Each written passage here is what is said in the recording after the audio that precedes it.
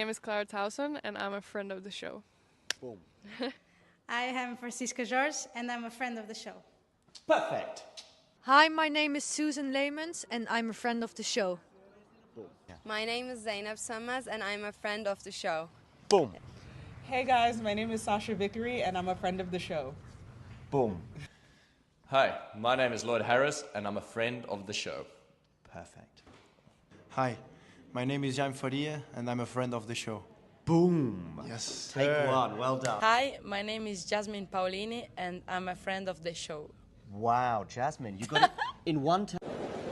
Ready? Play.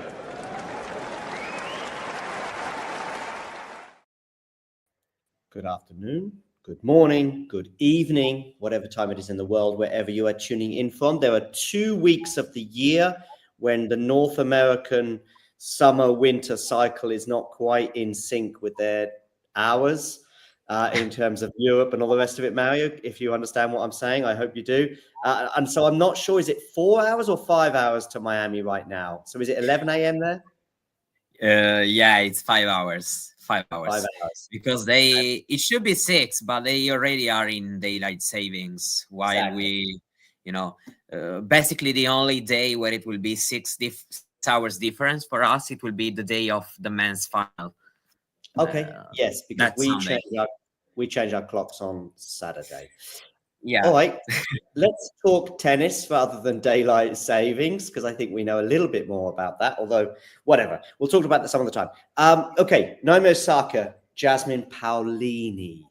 I think I'm leaning Osaka just because of what I'm seeing from Naomi, particularly that straight sets win she had in the previous round. Was it? No, it was the round before. The last round, she already played 3 matches. Yeah. Yes, exactly. So yeah, I'm just leaning Naomi. I think Jasmine's 2025 has been good, but her 2024 was great. What are your thoughts on that? They are in a similar situation, meaning that they have still won more than they have lost on the tour, but nor Osaka nor Paolini has had, an exceptional run in any, tournament. So for both of these players, regardless of the expectations we have, I think we've seen something positive, but probably they can do a little bit more. So probably this match will be very important because, both players, Paolini, given the ranking she has, and Osaka, given, especially her past and, what she aims to still be doing on the tour, both can, be in 1,000 quarterfinal, which would be, a good result for both. And maybe, after that, some opportunity may open up. So, yeah, I also think, Osaka should probably a slight favorite just because of, we know how higher sailing can be. At the same time, of course, I'm not sure because, it's still a bit ups and downs, I would say, for both players. So if Paolini plays good and Osaka, doesn't manage to find her best level, which has been the case in a few matches this year, then it may happen that Paolini wins for sure. So I would also probably go for Osaka, but wouldn't be surprised if Paolini wins the match. Of course, Paolini in the previous round had played just 7 games before. I think it was a leg injury for, as I see a double fault there from Jasmine. A leg injury for Ons Jabeur stopped her tournament. So, yeah, it's a bit difficult to judge Paolini's Miami form because I think she would have only played 1 other match. But yeah, Naomi Osaka, funnily enough, in her 3 matches, has shown kind of everything that Naomi can do. And I mean that in a good and a bad way. In the first round, in 3 sets, she did play very well at times. The scoreboard was kind of not necessarily very accurate at one point. During the second set, she was obviously down a set, and I think she might even have been a breakdown in the second set as well. But I was watching certain points, and I was like, Naomi's just too good to lose this match. But she was very close to losing that first round. I didn't see her match with Baptiste, but it probably. Oh, look at that for a return. Yeah, so she's sort of Jekyll and Hyde. Do you know that expression? No. It's just the two extremes. One moment amazing, Okay, one minute. okay. Yeah, it comes from a book, I think. It's obviously an English book, Jekyll and Hyde. Somebody in the live chat can maybe be quicker than me at finding it, but it's a book. But anyway, it's all about the extremes. There's probably an Italian translation for this book, and you'll know what I mean. But anyway, Naomi Osaka, she in one game she can show absolute brilliance, but then there can come the unforced errors as well. I agree with, of course, with what you say. I mean, it's been the case, I would say, for most of her, let's say, comeback, even if now she's playing on the tour. You know, she's been playing for a while. But yeah, this year as well, she's had some very, very good performances. Then a little bit injuries and also some downs for sure.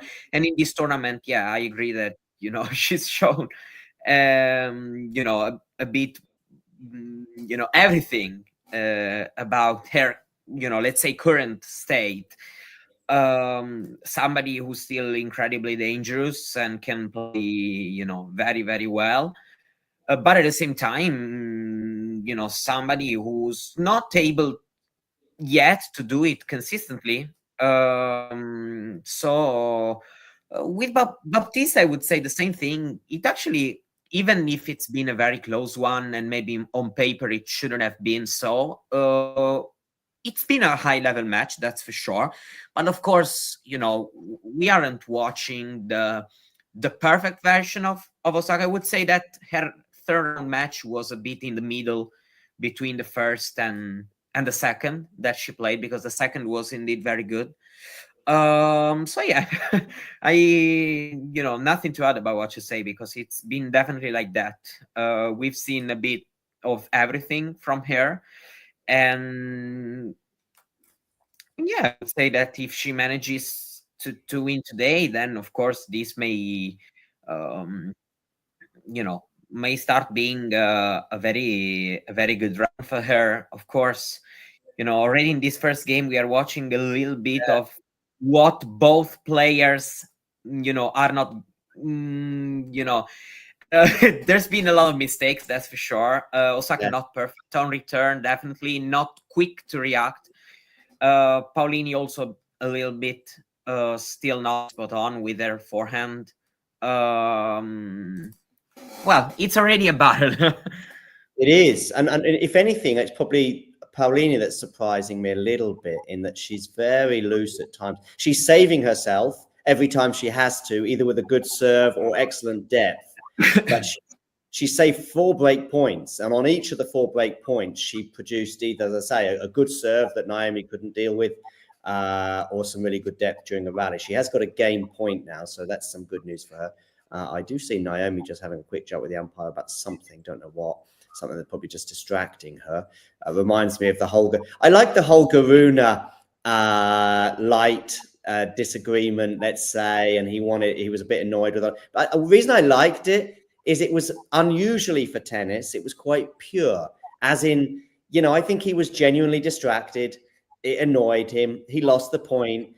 But after the match, Riley Opelka said, no big deal. It makes sense. It bugged him. I don't think he was, you know, messing about. After that comment, there was a post from Holger Rune saying, you know, great match. Thanks, Riley. Good luck for the rest of the tournament. It was a very unusually pure sort of moment, if that makes sense. Yeah, absolutely. You know, in tennis, of course, players are not used to manage this sort of distraction. And rightfully so, I would say, because having sight distraction, of course, it's, you know, in a sport which is, you know, mostly based on that, you know, that connection between, you know, your side, your brain, and what you have to do. So when there's somebody, I don't know, some lights that turns on, you know, it can distract you. You know, I genuinely don't see anything bad in it. Probably would say that we could have waited 2 minutes to turn on the lights. unless it's done automated across the whole tournament. But that would Probably also be that's possible. That's possible. but that's also a huge risk. I mean, also, you could be on a match point or whatever. By the way, Dan, regarding Andrew, there are a million people that I would love to have on the show. Andrew Castle is not one I've considered. Let's just say that. I'm not sure if you know Andrew Castle, the commentator in the UK, Mario. I think he's just BBC, to be honest with you. So he won't, apart from Wimbledon, he won't. He did play. I know who he is, but I've never listened to him. No, he does come. There's a famous, I think, when Rafa wins Wimbledon in 2008 and Rafa falls to the ground. I've seen it in so many documentaries, and I think it's his words when he says there's a new man at the helm of men's tennis. Pretty much those exact words. And they're iconic and they're fantastic. And yeah, he's a breakfast TV show presenter as well. 2 weeks of the year he does Wimbledon, and occasionally, you know, he appears as a guest as well. Oh, I think he might have done a bit for Amazon Prime when they had the TV rights in the UK. By the way, for those of you wondering why we're talking about Andrew Castle and not the game is still going on. I mean, we've been going 10 minutes now. 8 minutes. I think 7 views already. 5 break points for Naomi come and go as well. I have game point for Paolini. Yeah, you will be ahead of me, and I can see it. You're basically with Google, and I'm a point behind. Okay. I'm at juice. I'm just 7 graphic, and now we've got juice number 8. Well, I would say that both are really trying to, you know, be the first to be aggressive at cost of not being clear. It's a bit weird as a start of the match because I still haven't fully understood the tactical pattern. We are going to see, I mean, so far there hasn't truly been any, in my opinion, but just, try to be the first to be aggressive for both players. And, well, we haven't seen many great things, actually. You will see a great point by Paolini. I saw a very good turn from Naomi, but it was a second serve, I think, from Jasmine. True. That backhand return, yeah. But I'm now about to see a good point from Paolini. Yeah, And kind of a tense start for both players, actually. But in a way, I think of course, you can end up regretting these chances. But in a way, I'm a little bit more optimistic about Naomi's chances right now than Jasmine's, although Jasmine does eventually hold. So it's a big hold for her. Well, it's a bit early to say, but yeah, I tend to of course agree because, we know Osaka's tennis comes more naturally, at least if, everything is okay with her. So you tend to think she's going to have chances, anyway throughout the match. But at the same time, it's not like Naomi has played, many of these matches, against top-ranked opposition, at least lately, because there's been a point where she used to have very tough draws. But yeah, this year has been a bit, weird as a start for her with very good level, but also injuries and, not many matches played. Actually, this is the 10th match she plays. And so, that's why I struggle a bit, because with Osaka, I'm not in a moment where I can, 100% predict how she's going to show up. I would say that watching this start, it's been decent.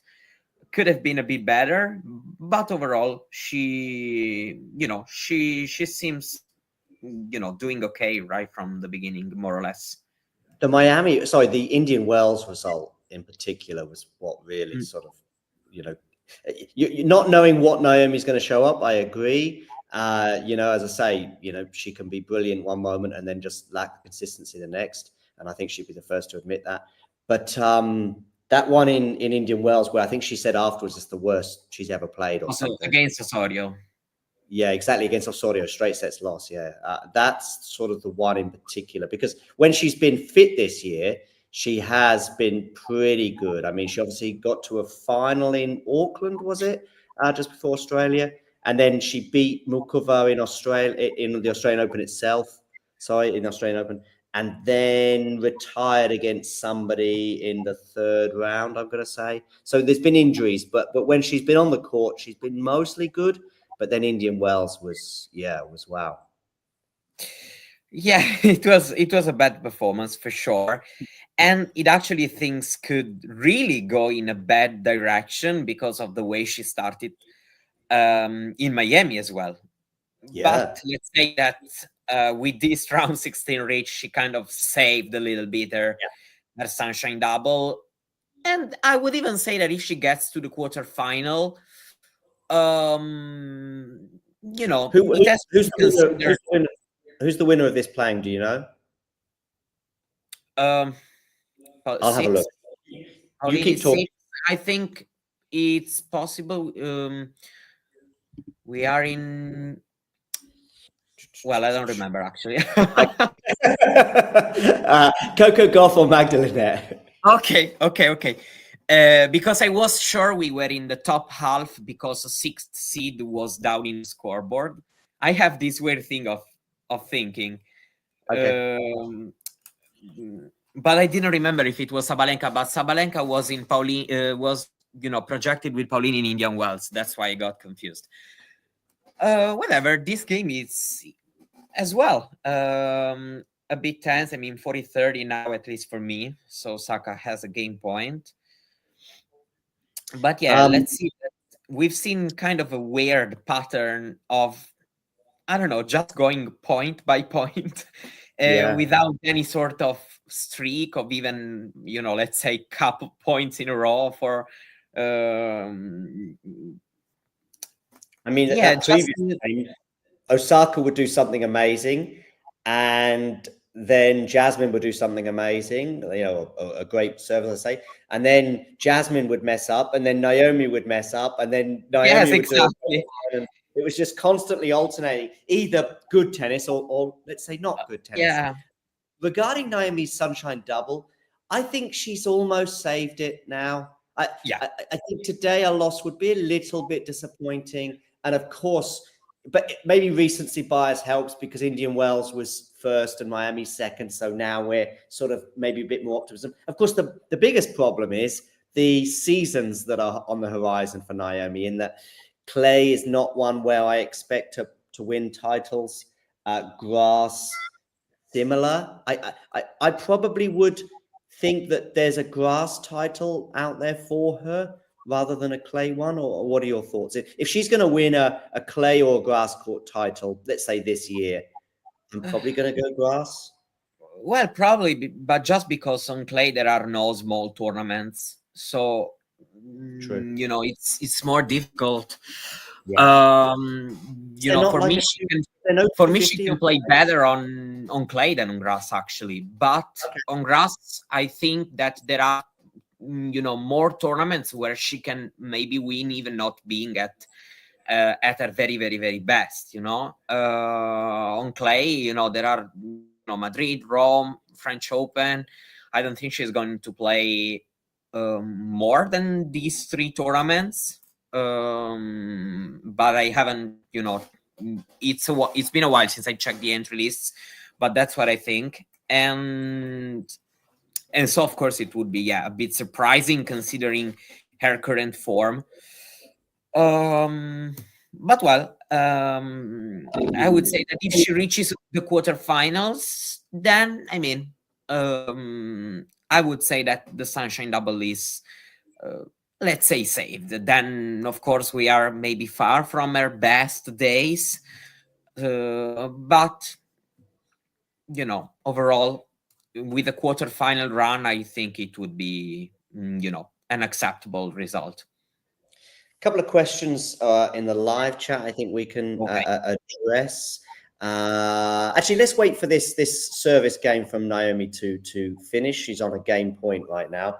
And then there were 2 questions that are, one's aimed at me, one's aimed at you, but I think we can both answer. Makes sense. I see Jasmine just spray that forehand wide. Has she? Yes, she has. So Naomi has saved a break point as well, as now both players have been under a bit of pressure on their serve, and it is one game. Oh, okay. First one is, they're both from Ozan. One is about Opelka. And I think when I first saw this question, Mario, I thought, that's even at this point, he's won that good match against Holger. I thought that's a bit optimistic, like semis or final. But then I looked at the draw. And if you're not familiar, I'm going to show you now, because actually the draw is not bad. It's not great to get to. You need to get to a semi-finals or a final at a 1,000. It's never going to be easy. But if you can see on the screen, let me just take Ozan's comment off the screen so maybe you can see it a bit more clearly. This is the sort of top part with Zverev and Thompson and Fils against Tiafoe. And then we come down to Opelka, who's playing right now against Mahatch. And by the way, this conversation could be dead in half an hour because Mahatch could well win that in straights. But it's not bad. It's not bad. Mahatch, Safiullin, let's say that I would be surprised, but shocked. Yeah, it's too big of a word. Exactly. Shocked. Considering we're talking about somebody who's already been there in his career. In a Miami final? No, Masters final. I mean, not in Miami. Not in Miami. Which one was it? Canada 21 Canada. And he actually has a Rome semi-final as well. It's true. losing to Nadal. I still would be a bit surprised. Probably, I think I'm expecting one of the Czechs to be in the semis. No, in the quarterfinals. Yeah. And then they would have to face Zverev and it would be surprising for me to see him in semis, that's for sure. But I've learned not to truly be shocked right now at most of the things, so I wouldn't be shocked. It just the lack of consistency for all of these players, Zverev included right now. It's just a bit wild. So the only thing is, I think, and this is just the sort of maybe the I don't know what, but I just think that Zverev's run cannot continue in what we saw during the clay court swing in South America, where I think in Buenos Aires he wasn't totally at home. I think he seemed a bit more relaxed in Rio, but didn't get the right result. I don't know what happened to him in Acapulco. I think maybe just Lerner-Teen just frustrated him, and that can happen. But when you get all those results in succession, and then who did he lose to in Indian Wells, Zverev? Griekspoor. Yeah, it was 7-6 in the third. It looks bad, but that could go either way. And Griekspoor is a super tough opponent for pretty much anyone.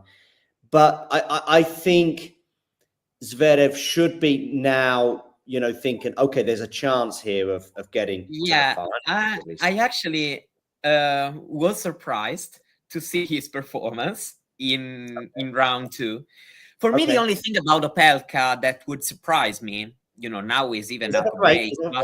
The thing that would surprise me would be, having back to back big wins. If he already beat Rune, he can beat Machak, and then there's probably Mensik or Safiullin. Even Safiullin would not be easy. Safiullin needs somebody who can play top 20 level if he wants to, but at times he can also lose to anybody.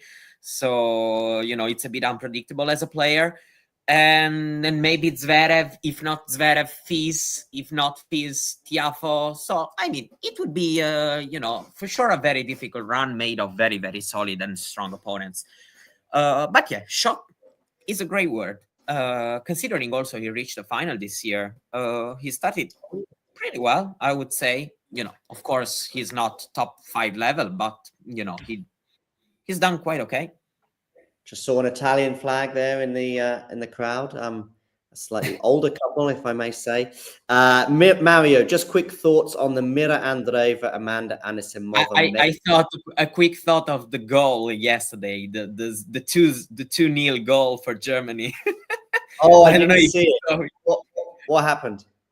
Oh, you have to see it for sure, because Italy was not playing, basically. You know, Germany, it was a corner, a corner kick.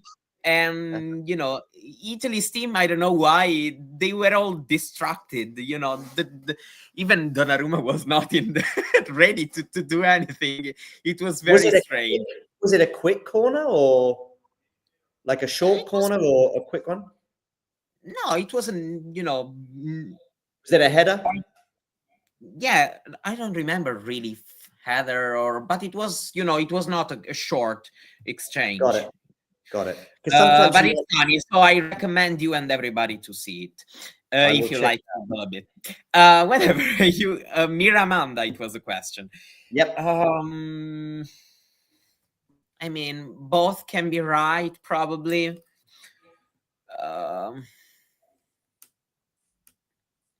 You know, I don't know a lot about it. I've seen pictures, but I don't know if I don't even. I know Amanda Anisimova won the match, but I don't know a huge amount about it. Did Amanda have like a medical timeout and Mira? Yeah, mid-game in the third set. Mid-game. Okay. They were at deuce, and she stopped. And she stops saying that she cannot basically hold a racket. Because of it, and needs the, you know, the physio or the doctor, you know, really, really soon. And so they stopped. And Andreeva was not happy about it. You know, in my opinion, she went a little bit too far, because she's, you know, she accused, you know, Anisimova, saying, you know, something like, I don't remember the exact word, so you know, sorry if but it was like, you know, I know why you're asking for it now, you know, something similar. So probably she went a little bit over the line, Andreeva, meaning that you may think it, but probably you shouldn't say it, you know. At the same time, you know, it's difficult to understand. Probably Anisimova could have still wait for the game to end, you know, before getting that treatment, even because, you know, it was 3-1 in the third, so it would have been, you know, either 4-1 or 3-2 and the changeover soon. So it's a bit tough for me to draw a judgment. Probably both had their right, and also both were a little bit in the wrong, let's say. You know, it's a soft situation for me. A little bit in the wrong right now is that Paolini forehand on love 15 point, which goes out, and she's now down love 30. So after a really nice shot down the line that I think caught Jasmine by by surprise. So more pressure again on the Jasmine serve. There was a bit of pressure on the Naomi serve in the last game at 30 all, but she had 2 big serves that got her out of trouble. And now she's going to have some break points again. This time she's going to have consecutive break points. I think all 5 in that first game came separately from 30-40, I think, onwards. But this time, yeah, that's true.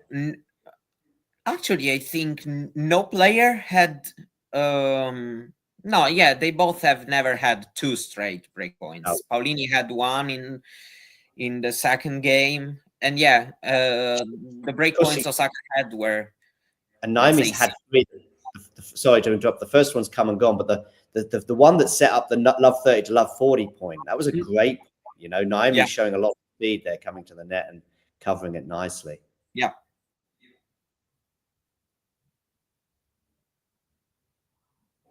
Just watching this first break point come and go. No, I'm a bit disappointed, I think. She was sort of doing well in the rally, but... Yeah, but overall, I would say that Jasmine played well there. Although, doesn't matter. I know. What happened in this next point I'm about to witness? Well, Osaka played a great one. You will see it. Finished off with a great backhand down the line. Does she dominate from the return onwards? That's what I'm sort of maybe expecting. Yeah, exactly. Second serve. I've seen the first serve not land in, and I'm guessing that she probably starts with a really good return and then maybe dominates from there on. But let's see if I'm right. I would not say it was a forehand kind of Yeah, hit on the run, which opened there the court. And she kind of had two returns, if you like. The first return actually was nothing special, but then she gets another go at what could be or looks like a return of serve, if you like. In a similar position, it lands in the service box, and that's the one where she basically wins the point from there. And so now I'm interested to see if this will make a difference because nobody has ever held really comfortably so far. So we'll see if Paolini will have her chances to fight back. Cool. Okay, some comments as well. Yes, about Venus Williams is in Opelka's box. Nice. They are friends. I know it, since a long time. Actually, they also have done a lot of stuff also outside tennis together, like the things that Opelka is interested in, like clothing. I don't know if it's a fashion. Opelka does a lot of this stuff also. And they've always done a lot of things together, so I'm not really surprised to see Venus Williams spending time with him there. Dan here saying Matthew that he met Sue Barker on her retirement book tour. Now Sue Barker is definitely someone I'd have on the show because I think there's two huge topics that you could talk to her about. One is obviously her tennis career, which maybe gets forgotten quite a bit, and and then her TV career. So I think there's a lot to talk to Sue about. But I'm sure she's enjoying her retirement right now. Matthew D'Souza here talking about Coleman Wong. I think he's brought a smile to a lot of people. I mean, I have a soft spot for Ben. I don't mind Ben Shelton. I don't mind admitting that. I love the way he plays, and I'm fine with some of the antics that I know some people aren't. And yet, when Coleman beat him, especially as Coleman was sort of struggling at times mentally, like it was a real mental battle for him to get over the line. But every time he sort of seemed to get a bit nervous, Coleman, and you thought, oh no, he's not going to win the match now. I mean, there was moments in the match when he was serving for, I think, didn't serve it out, and you're worried about him then. Yeah, lost about 10 consecutive points, something like that. Yeah, exactly. Tiebreak, I think he was up and he had a smash that he missed. But then eventually he wins. Much points before the tiebreak, if I don't. Yes, he did. He did on Ben's serve, I think. Yeah, on Ben's serve. Yeah. I think on his own serve to serve it out, I think he went love 40 down pretty quickly. But yes, definitely. That's what I mean, because it was, I don't remember if 5-2. No, it was 5-2. And Shelton holds to love, then breaks to love. And then holds to 15 or something similar. So it was, definitely a moment where we could think, things had shifted almost completely, even though, of course, it was still even as a score. Well, indeed, he makes the win. I mean, a big one, because Shelton had showed up very well in both the previous big tournaments of the year, both Australian Open and Indian Wells. I agree with that. Is definitely a fun guy. Coleman Wong, I like his tennis, and Ben Shelton as well. I agree with what you say, meaning that I don't have a clear preference between, extroverted, introverted player, meaning that, I'm okay with the fact that everybody is a bit different, and we also need different personalities. For example, Ben Shelton, I think he's fine and likable to watch, also because not everybody is like him, and it's different also for players who act in a different way. So I think we have to just appreciate how everybody can be different and react in a different way to some situations, and just enjoy what we have. I'm not suggesting that it will stay at this pace, but we could have a 6-4 at this pace, at this rhythm. We're going to maybe have a 6-4 set that could be close to an hour. Because we're on 31 minutes and it's 3-2. And especially if we go juice here, which we might do, we'll see. Naomi's on a pretty good streak, though, in terms of points, but also is under a bit less pressure. She had to save, I think, 1 break point. But I did see that stat just now where it was like Naomi points on serve 19 and Jasmine's 32. Of course, a lot of those would have come in the first game. However, she's going to get pushed to juice here. So the hour-long set for just one break could still happen. Yeah, it's definitely possible. You know, it it's a bit like we predicted, you know, meaning that it's going slightly in Osaka's favor, but Paolini is there. So it's still, you know, a match where we cannot really get, you know, loose watching it. But at the same time, Osaka seems having a bit more when she has to. We'll see if it will stay this way. Can you see Paolini getting close to the 2024 results and success that she had? I mean, can you see another slam final, for example, this year? I would be surprised, but I think, you know, I'm still expecting her to finish the year inside the top 20, maybe around that position, 20, you know, between 15 and 20. She's still quite solid, I would say, to you know, go at tournaments, also these big tournaments, and win a couple of matches. So, but yeah, today's win can be very important also. You know, she's been a bit injured with her knee for most part of, you will see it. For most part of the end of the last year and the beginning of this one, I actually, you know, think right now everything is back, you know, to normality. But yeah, she has had struggled physically at some point. Probably didn't want to stop or take, you know, some time off because of wanting to, you know, to ride her ranking, given that she's 29 and, you know, being in that ranking position, you know, you may feel like you want to keep going. I've just seen it. Yeah. So really good serve from Naomi. She had a couple of ball tosses that went awry, I think partly possibly because of the wind. But in the end, Naomi's serve was really good. Great depth, probably just clipping the line. And, a little bit inside the line, but still good depth. And she comes in. Yeah, normally when you see a shot like that, it probably also means the attacking shot wasn't quite good enough. That's true. But Jasmine... But I tell you that you'll watch another great rally. Now quality is growing. Both players are hitting very well now. So yeah, Osaka is, you know, it's not her specialty, let's say, to really attack and take the net. And it's probably, you know, something that she needs to you know, get more comfortable with if she wants her game to, you know, evolve a little bit. But yeah, I mean, it's already a good sign that she feels like doing it, regardless of the outcome.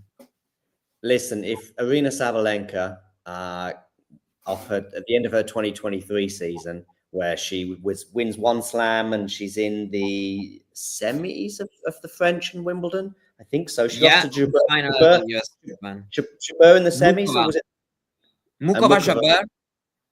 Yep, Mukova-Jabeur. Anyway, a phenomenal season. And at the end of that season, she says, good, but I need to do a little bit more. I need to do something. I need to improve my game, if you like. And during 2024, she made 1 or 2 more adjustments, and she then has a little bit more to her game. The drop shot is the main thing I'm thinking of. And she wins 2 slams, and she's still wanting to improve. So when we suggest that maybe Naomi could, just try to add. I mean, listen, Rafa, Novak, and Roger were never too proud to not try new things. So exactly. Yeah, And I'm pretty sure she'll keep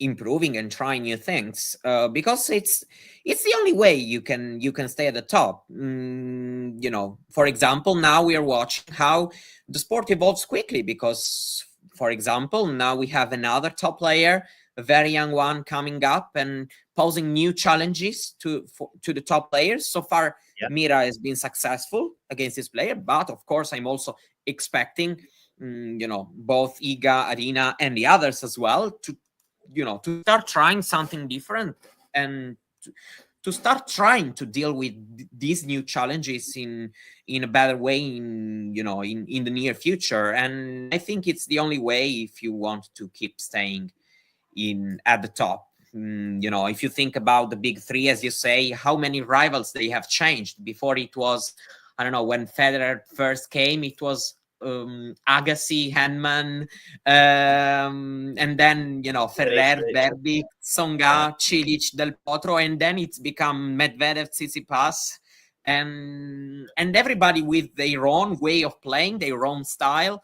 Some of them has even had early success against them, but they kept evolving, improving, and just adjusting to the way the sport was, the direction the sport was taking. Back-to-back breaks in this match, and the second one will be particularly disappointing for Jasmine Paolini as she hits that ball long. It was a short ball that needed to be attacked, and probably just has to keep the ball in the court on that side. She goes to the right side, I believe, to the backhand of Naomi, but she hits it long and shows a bit of frustration as well at the end of it by knocking the ball into the net. Let's have a quick look at some of the other scores that are going on right now. Let's have a look at the men's side. Yeah, our semi-finalist. How's doing? No. He could be in a tie-break, which for Riley is not mega surprising. Being in a but it was up a break. Break, exactly. It was up a break. Coleman Wong serving to stay in that first set as well, much like Mahatch's.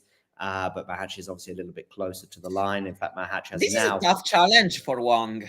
And that's why I was particularly impressed watching Eala doing that well against Keys, because after beating Ostapenko and, for Coleman as well, after beating Shelton, getting such a big win, actually an emotional, in some way, moment, bouncing back, it's definitely difficult. And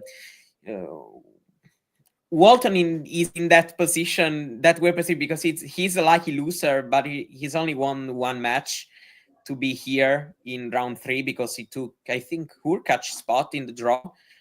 Yeah. So, well. Just having a quick look at this draw, I mean, it is pretty open. I mean, so I can't imagine a Zizou Berg's semi-final or final, but he's got Berrettini today.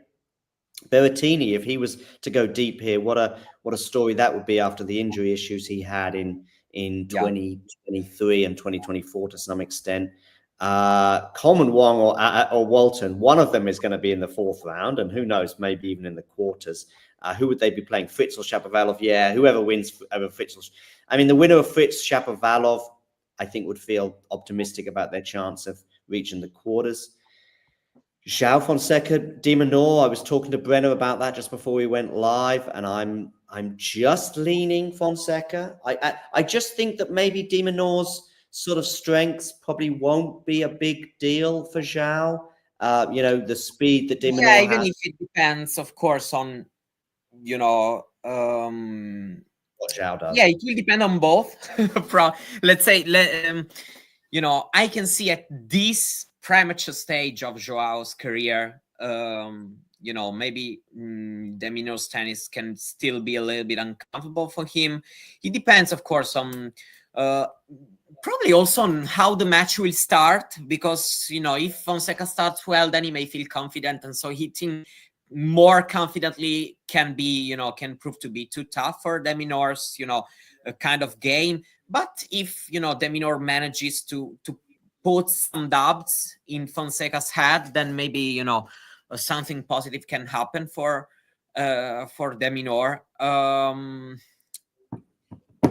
For me, yeah, probably leaning towards Fonseca a bit because of how the tournament is. I don't know, the atmosphere also there is probably will give something more to him. But I still think, of course, at this premature stage of Fonseca's career, this can be a 50-50 more or less. I think it's a very, very interesting match. Agreed. That's coming up later on tonight. I think Damien and I will be bringing coverage of that as we see Naomi here trying to get closer to the finish line of this first set at least. But again, it's not going to be an easy hold for her. She did have, I think, one pretty easy hold to 15. I don't think we've had a single hold to... It was to 30, if I'm was it not 30? wrong. But probably she was 40-15 up. So let's say that. Yeah. Yesterday we really seen basically two masterclasses on center court in a night session. Both Anisimova and Cerundolo played two, great matches. I didn't see the Cerundolo one, so you're going to have to tell me about that. Oh, basically, until 6-2 for one, it was, he was just unplayable.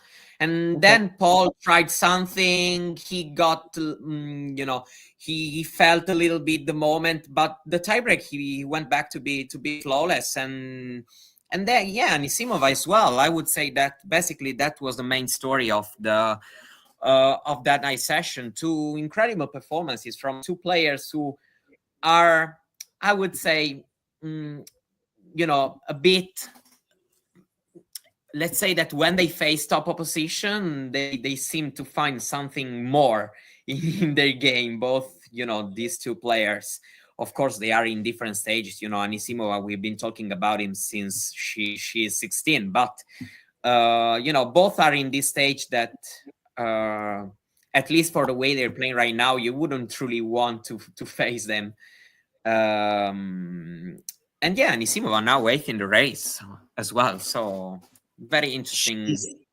She was sort of my left field, I guess. If you can see Gil Gross's and my top 10 predictions, this was done, I think. Do you have Anisimova?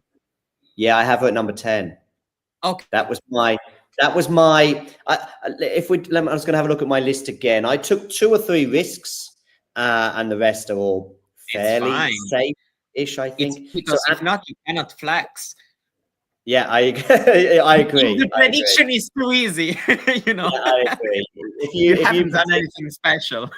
Yeah, if you predict Sinner to win the US Open or exactly. Yeah. So just having a look at Gil's, okay? Paolini at 10. By the way, Naomi Osaka's held and Jasmine is looking okay on her serve as well. So we'll see if she can hold that. So yeah, Paolini at 10, Badosa 9, Pegula 8, Navarro 7. Yeah, Mukova 6 is a little gamble from him. I would suggest Rybakina, of course, at 3. Yeah, maybe a slight gamble there.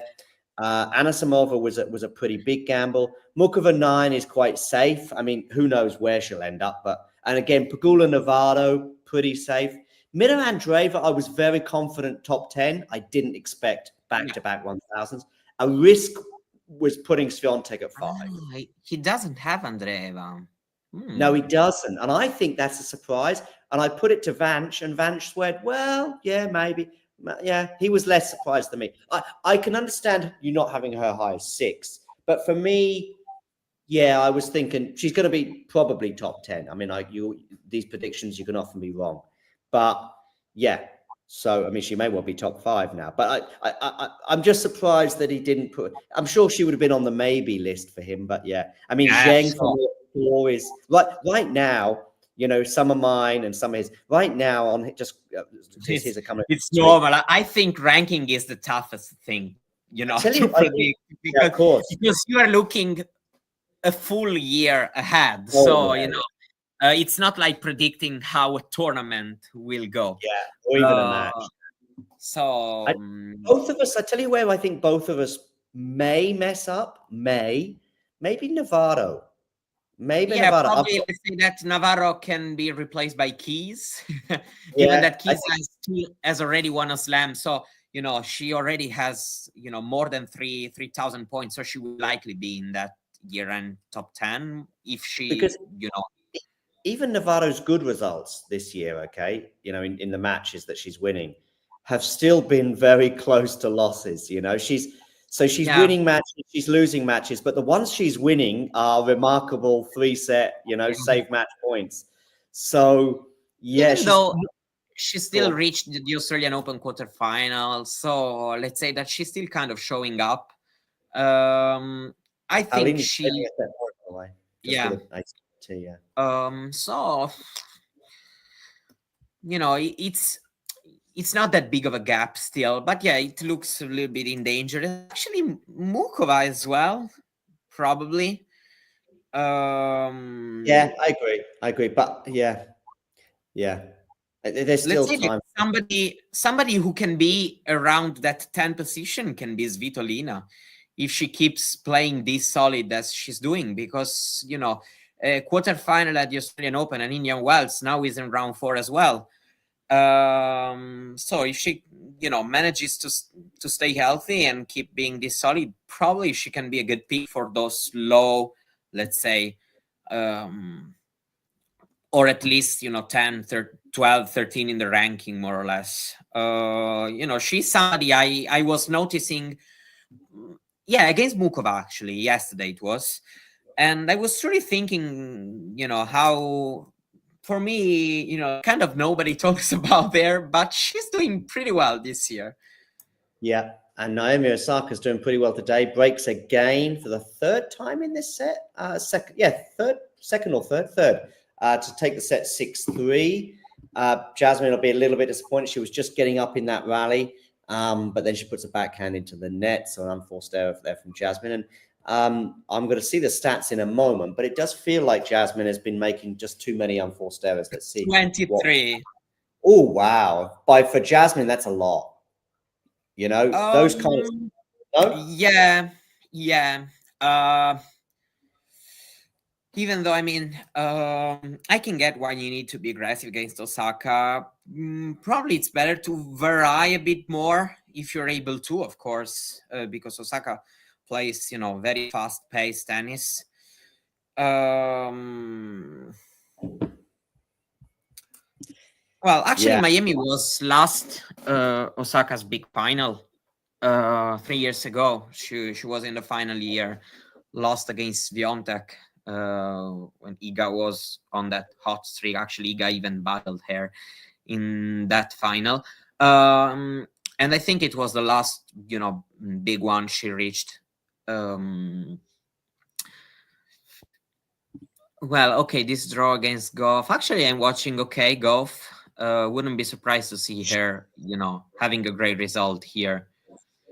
But Naomi could be. Jasmine might end up. Oh yeah, no, definitely. But yeah, we'll see.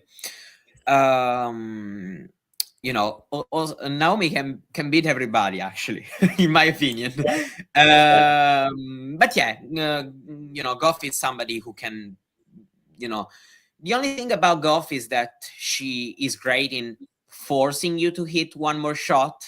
And, for Osaka, this can be, a bit uncomfortable. But yeah, of course, it will always depend on how well Osaka is striking the ball and how well Goff is doing it, because of course, she's able to defend very well, but you don't win the match by just defending. Yeah, they had to add looks, of course. I remember a shocker when Goff beat her at a Grand Slam when she was 16. It was Australian Open, probably 2020, if I'm not wrong. Yeah, indeed. Yeah, 2020. Yeah, you're right. Yeah, they played in US Open 2019. Of course, there was the match last year when I think Naomi was up a set and then was struggling physically in the second set before having to retire. But I think that's the tournament that Coco went on to win as well in Beijing. So yeah, it's there. I said in one of the It's a previous. non-existent had to add, if I can be honest with you, because they are both two completely different players than what they were in 22, 21, 20.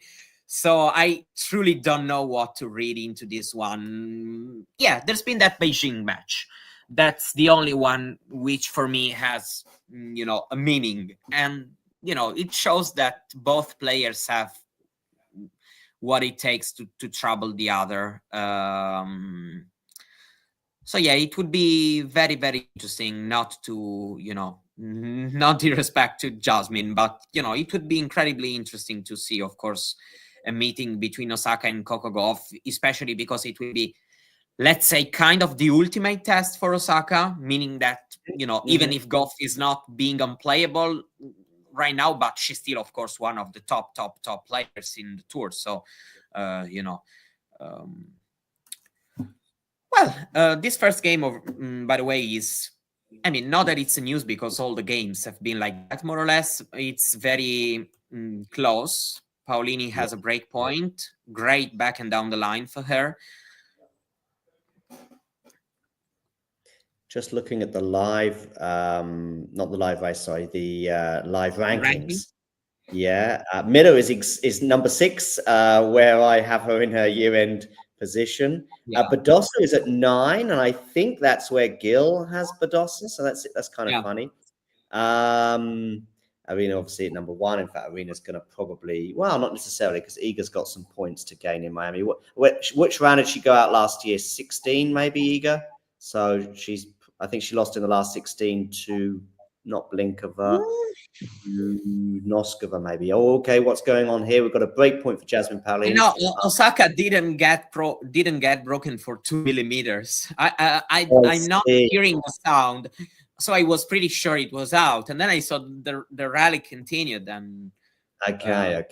And then of course that shot changed the dynamic of the rally, of course. But it lands it. Oh, I see. I've just seen it.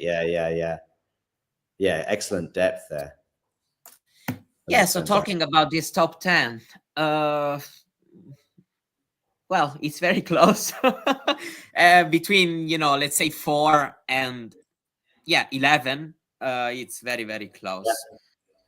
Very close. Yeah. A few wins, one big title, and it changes dramatically. Of course, Nevada is out. Rebecca has obviously dropped quite a bit. She made the final in Miami, didn't she, last year? But she went out first round, or her first match. Yeah, don't forget that she also has Stuttgart title, which she won't be. She's not playing at the moment, unless she changes her. Yeah. Indeed. So she can change her mind. Meaning that these players would be granted a wild card if they want. Yeah. Listen, obviously there's a reason for that, and scheduling and all the rest of it, and that's. But it is a little bit of a surprise. But now she's gone out so early in Miami, maybe that'll prompt a change of heart. But in my opinion, where is probably Anna Samova is 16 at the moment. I would say that, and I agree with Rybakina from this point of view. Ranking is not her priority right now. She needs the level.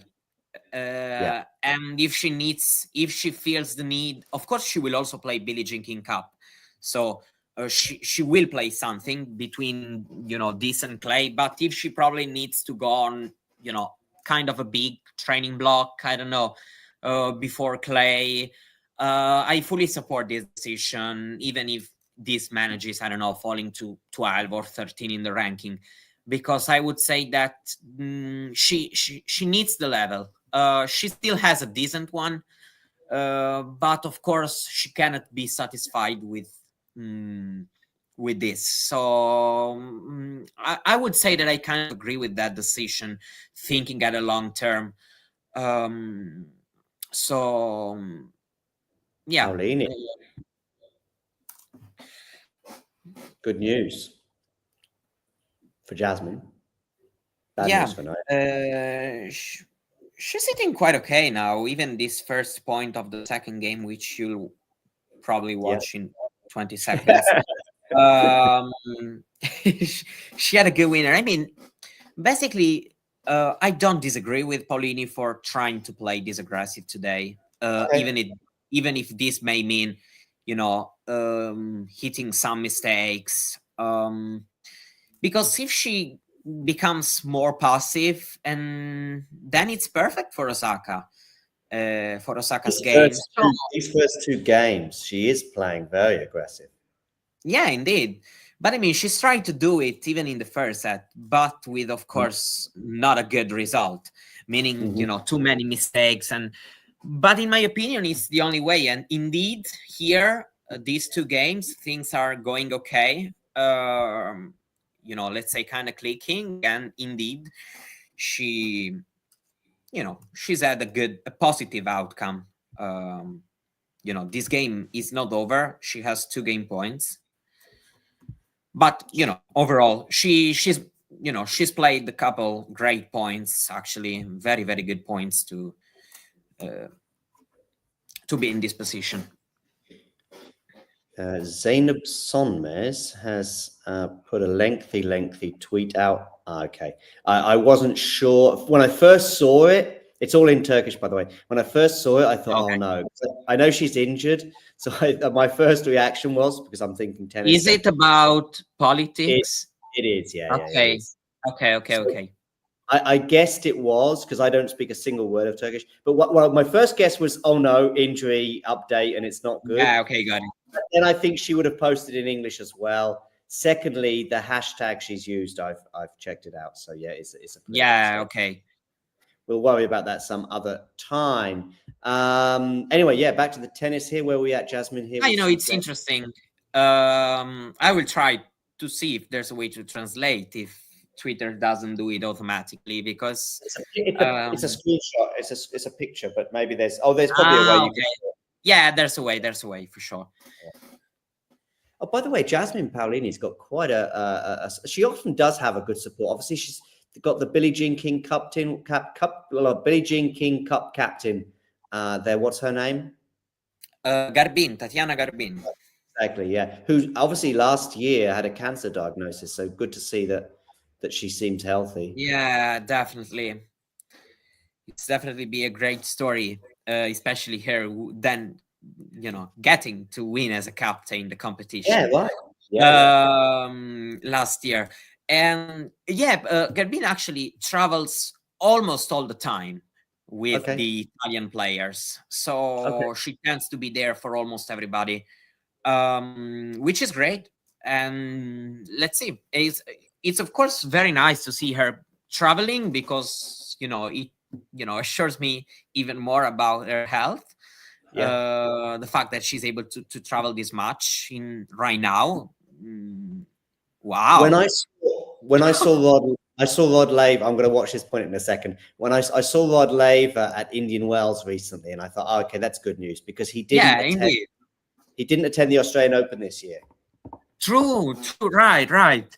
Sure, I remember that there was this talk. Yeah, I was also thinking, when somebody, starts not attending, of course, events, then of course, bad news may. Yeah, it's for sure a bad news, because it's weird. But yeah, great to see him there. I mean, they are legends of our sport, so it's always positive to see them in the stands. Oh, yeah. Look at that. That's the point. Yeah, definitely. I've just seen the point that you were excited about. Yeah, lovely. Really early ball strike.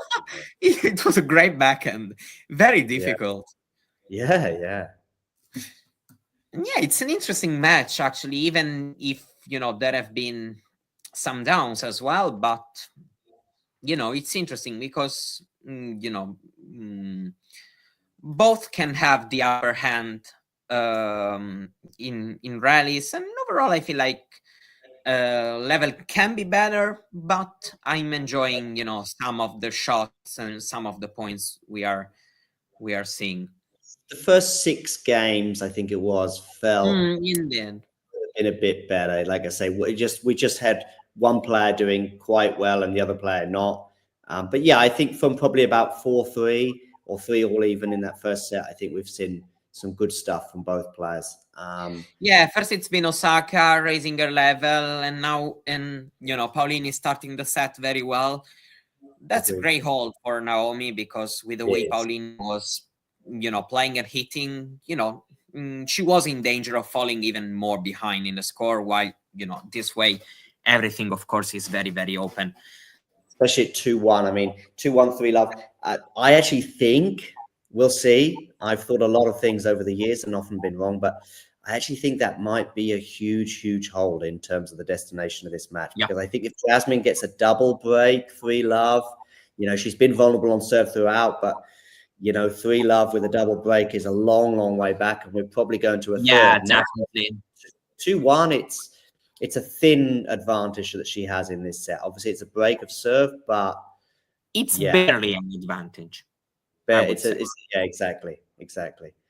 Meaning that, Paolini, of course, but also Naomi, the serve hasn't been that huge of a factor today. So basically, just thinking game by game right now, it probably looks more reasonable for what we have watched.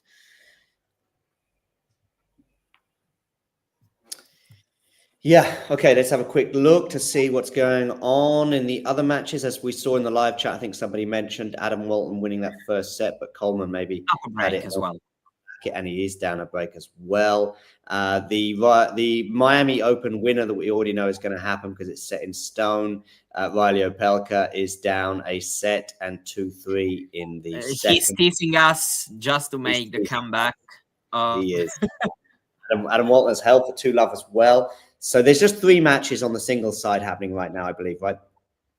I think this is the only today there are in total 16 singles matches. The women's round 4 matches, and men's it's round 3, but of course half of them we have already watched them yesterday. So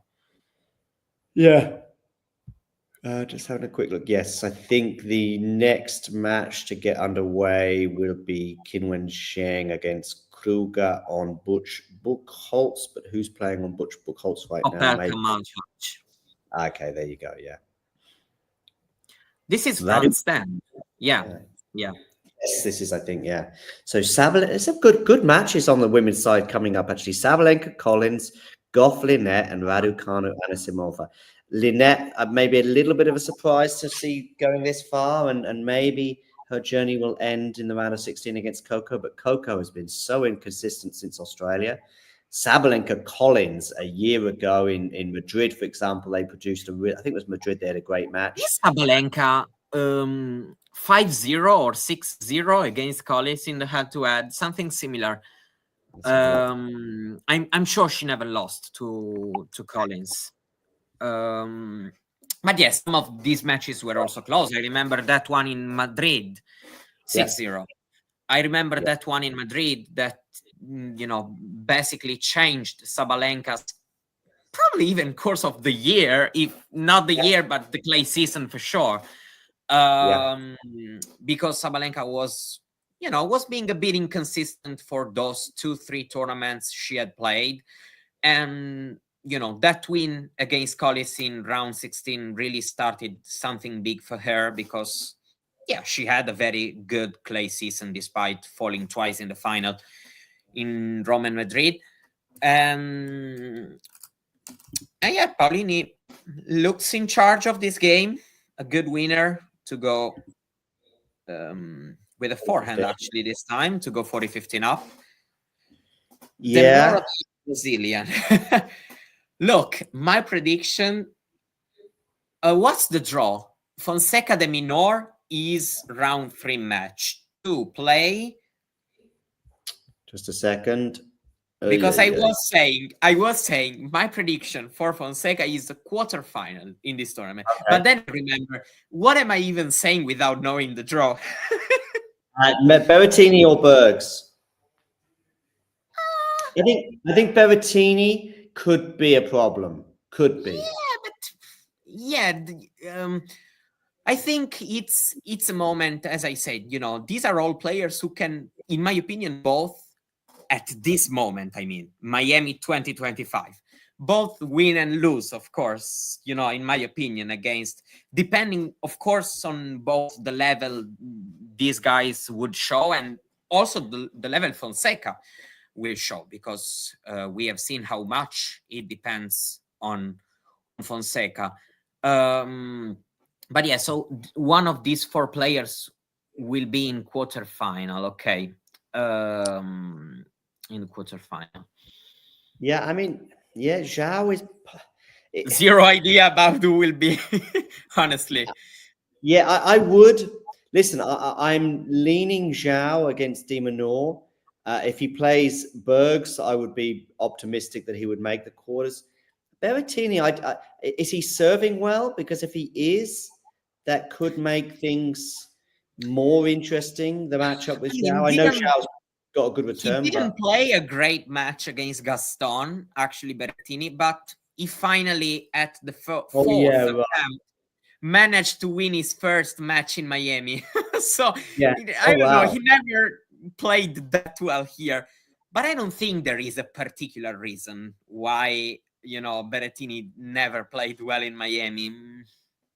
From 40-15, Jasmine has lost. Great point. Oh, yes. And I thought that these 2 games, the previous one where Jasmine maybe could have broken, I think she may have had love 30 or something on the Naomi serve, but then Naomi gets a really good hold. I then thought, okay, that's tricky. Now go and hold serve here, Jasmine. And at 40-15, I was feeling, optimistic for her. But anyway, she has saved the break point. Yeah, very well. With the drop shot. A lovely drop shot. Wow. Nerves soft at Miami, meaning De Minaur can hurt Fonseca with his grounds and therefore cannot break well. Fonseca loves it. Yeah, that's true. The only thing is that I want to just avoid, that situation where we already assume a player, has kind of completed. I'm pretty sure in Miami 26, we would be in a very different position before this match. But before this one, I'm still, of course, giving De Minaur some chances. But yeah, I would go with Joao here. But I still, want to, put an alert, meaning that I think, if De Minaur wins, I would be okay. I can understand why, That's just what I mean. Yeah, I've got a preview video. By the way, Jasmine Paolini, has indeed hailed in the end, having saved, I think, 2 break points. I've got a preview video to come as well with Brenner that I recorded just before we went live. I haven't put it on YouTube yet, but it'll be up very soon. Obviously, Brenner is on the ground in Miami, so it's good to hear from him and his views on both players, having seen them play and practice a fair bit in recent days. And yeah, I think all 3 of us are kind of just going for Zhao. I do like what Matthew says here. There's just one. Yeah, no, that's true. That's definitely true. And that is that Fonseca just occasionally will throw in a bad set and a half even, and that might. But it's mostly conditions right now that makes me, lean towards Fonseca, because I think at this moment of both players' career, there are other courts in the world where De Minaur would be the favorite, in my opinion. So we are not already in that situation like right now with Sinner, No, Indian Wells and basically grass, I think. Certainly grass anyway would certainly be a nice one for De Minaur, I think. Yeah. Yeah, then probably also during the day, De Minaur could have been helped. During the day, we know that, courts and balls are more lively. Fonseca beat Rublev without before he beats De Minaur. It's an oversimplification, but I can see it. But it's I can see it. I can see it for sure, but I don't see them as similar players. That's just why I don't. And I think De Minaur right now is better than Rublev, if I have to be honest. But Fonseca can truly beat De Minaur. Definitely. Can beat already almost anybody. Probably, something like Draper at Indian Wells, for the way Draper plays and the conditions at Indian Wells proved to be, of course, very tough for Joao to handle. And it's definitely normal. And at that stage of his career. Indeed, then Draper won the World Tournament. So, yeah, very possible, of course. Zheng Kruger, by the way, was the one of these 3 matches that I missed, the 4 matches in front of me. Just because Today, I feel like every question is very difficult. Yeah, I just don't really have any. So Sabalenka Collins, I had loads of memories of Madrid last year and where Sabalenka is now and where Collins is as well. Goff and Lynette and Raducanu and Simova, I think we can have a chat about that shortly. For once, I'll be truly. I don't know. For once, I will be truly. If Sabalenka loses, I will be surprised. Yeah. If Sabalenka loses against Collins, I will really be surprised, actually. And I have to say, even if Goff loses to Lynette, probably even more. Zheng Kruger is playing very well, and Zheng is improving. That has to be said. She's got a few good wins recently. But it's a match I can see it. Going 3, being close, and I can even see Kruger winning. Rybakina lost. Kruger beat Rybakina, true? Yeah. Recently. It was either in. Let me have a look. I'm pretty sure it should be. I don't have the phone. That's just why, because I'm watching the match on the phone. If not, I would never. Just a second. Where did they play? Oh, well, Kruger beat Rebecca in Miami. Indeed, but then I thought about Zheng's ranking because I got confused with the rounds. This is not round 3, but round 4. So it all makes sense. And it will be a similar sort of match that the one against Rybakina. And Rybakina, she's not in the best moment of her career, but she's still quite, tough to beat. So I would say Kruger has the level to truly push Zheng. Well, I would actually go with Kruger with this one, but just based on on an idea, for me, logically, it's quite even as a match for the way both players are doing lately. I thought Zheng, and I think you did touch upon it, had just made a nice step forward. Yeah. True. She's Asia back also with their whole team together, which is important.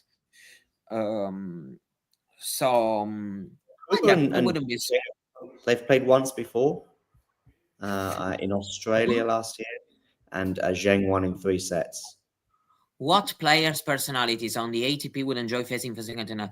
No, me neither, but I can think about few players that wouldn't truly bother. And I think Deminor can be one of them. Meaning that I'm not seeing, if, I don't know, Deminor doesn't play well or loses, I don't truly think that the atmosphere would have meant anything in his performance. In Joao's, yes, maybe Joao can even go,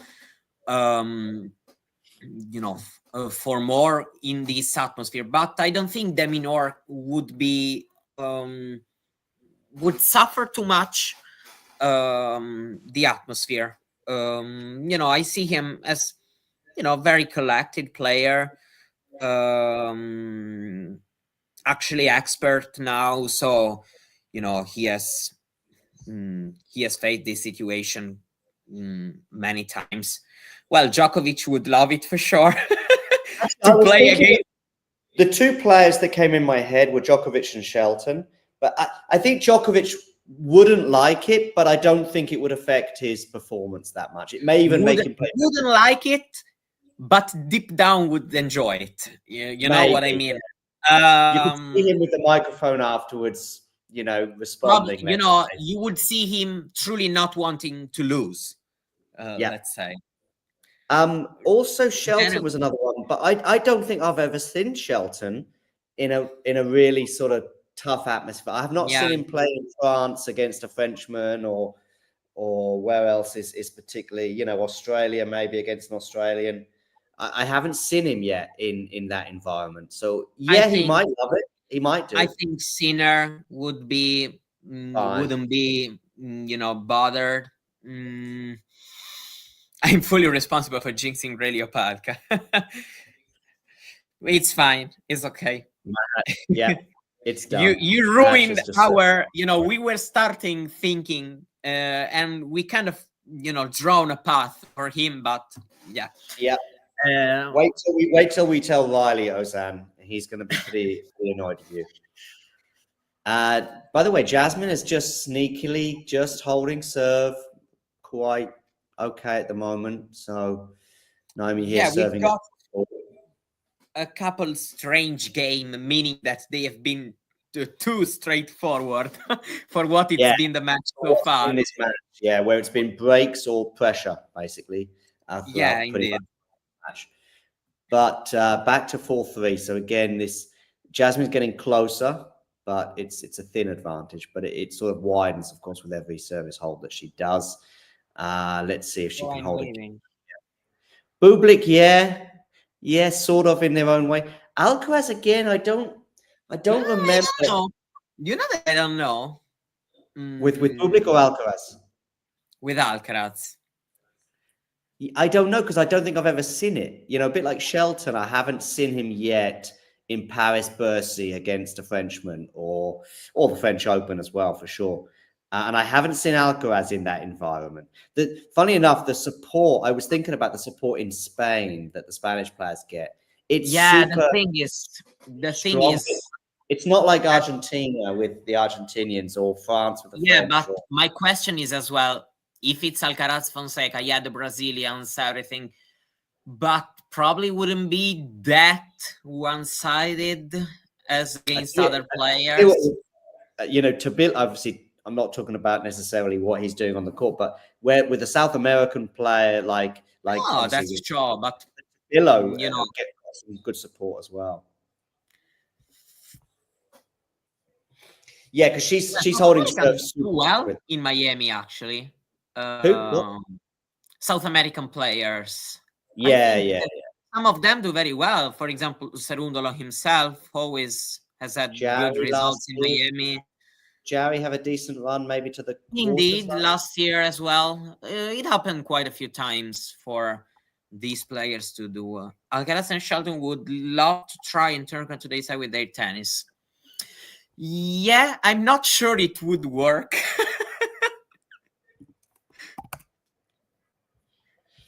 Where did he get to? Maddie might enjoy it. I don't know if today he would enjoy it. But maybe he would. It may have that sort of extra motivation. I don't know. It's tough to say actually, because every crowd is a little bit different in a way. So even in France, in Paris against a Frenchman, it's similar, but I don't know if it's the same. Probably. It's tough to compare. I would enjoy watching to see Medvedev, to see him react, but I'm not sure he would enjoy it. I'm not sure. No, definitely not. Yeah, just looking at Matthew saying he might enjoy. I would enjoy watching the match, because I think that would be a great contrast in styles. I think the atmosphere would be super, super passionate for Zhao. Mehdi may do some crazy stuff, which is always fun. And but I'm not sure he would enjoy it. I think afterwards, if he won the match, of course, he would just be relieved to come through it. But Medvedev, especially the last 18 months, sometimes he's got very frustrated with a million different things going on around him. Sometimes he's right. So, Dave is saying, listen, I've seen the two sides of this on social media in terms of the way people are. I think that those that obviously are Brazilian have a particular opinion. Those that are not, I haven't, like the Lerner Teen one, for example, is the only match of Zhao's. He's only played two, I think, hasn't he? Or has he played 2 or 3 matches? Humbert and Teen. So he's in the 3rd round, isn't he? So so the Teen one I saw, I didn't see the Humbert one, but I thought it was okay personally, but maybe I'm not Lerner, and Lerner seemed to be fine. I guess that the discomfort for either Lerner or Americans is that it's an American player playing at home and he's not getting the support that indeed, we've seen that post with the location in Rio de Yeah, Janeiro. but that was funny. And there was even another one, actually. I don't remember who made a post saying Brazil. It was another American player, probably, or some. I don't remember, actually. But yeah, my point was it's a horrible match for those players. Yeah, okay. In no win situation and you be 70%. Yeah, for sure. It's definitely uncomfortable to face a coming up player, and especially, in this condition. Yeah, was it Mute? If you're talking about the meltdown he had in Madrid, he was in Miami here. He was playing Tabilo. If you're talking about that, he was Mute.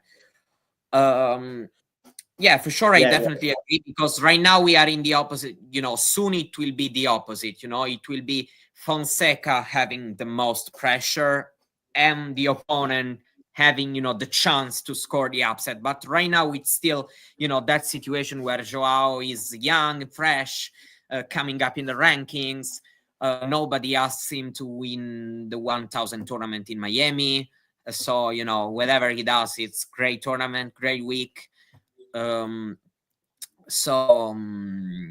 Especially in these medium rounds of the tournament, like round 3, round 4. Yeah, for sure the pressure is mostly on the opponent right now.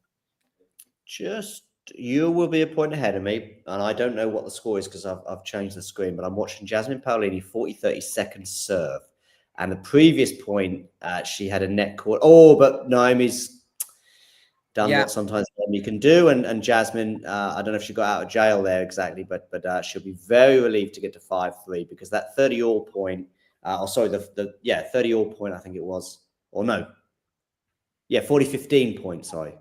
Yeah, 40-15. Yeah, a point that went big against hold anyway. Yeah, big hold. 5-3 now. And okay, this is out. I was saying about Osaka finding the first serve. I mean, she has found it in this game. Oh wow, what a passing shot! So it looks like a comfortable hold for her. Yeah. Naomi, since getting broken, has looked pretty comfortable on serve. Yeah, and Paolini too for a couple games. The last one was could have become quite dangerous, even though she hasn't really faced any, opportunity for Osaka. But of course now it will be probably a different story, because it's a big pressure moment. Probably the first of this match, meaning that, so far, despite having close games, I think, of course, this is the most important game of the match so far, because, Osaka would love to break in order to try her best to avoid the third set. Of course, Paolini winning the set would mean a lot. And overall, we are watching a good match now. Indeed, but yes, Paolini, biggest game of the match so far. Nerland, no, I haven't, unless you mean like. I don't think I've even been to have a look around, but thanks for that, Nerland, and keep the questions coming. Let's have a quick look to see what's going on elsewhere. Valio Pelka has gone out to Thomas Mahatch, as we know. Yeah. Coleman Wong was a breakdown, but he's got it back on serve. He's now leading 4-3. Good to know. But okay, so now we have Zhang. Although it does say not before 6 o'clock, I think. So maybe there's just going to be a pause before Shen gets underway. And Nicholas, that's the next match on that court. A long while ago, we were talking about this, but yeah, Nicholas Showery did make the quarterfinals last year. I thought he had a decent run.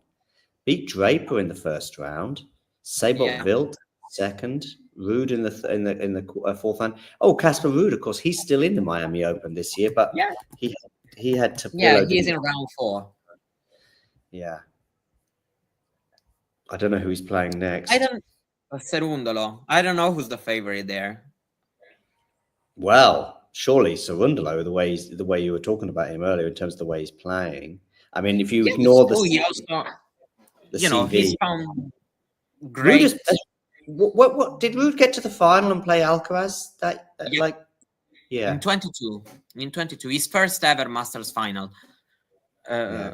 He has reached it in Miami. Yeah, probably I also think at Cerundolo as a slight favorite in this one. Just for the fact that, yeah, both players have beaten each other many times. Cerundolo leads 4-3 in the head-to-head. And yeah, he played very well against Tommy, I have to say. Cerundolo semi-final? Cerundolo in the semis? I mean, Dimitrov or He's already been there, actually, in Miami. Has he? Indeed, Ruud Cerundolo was the semi-final in 22.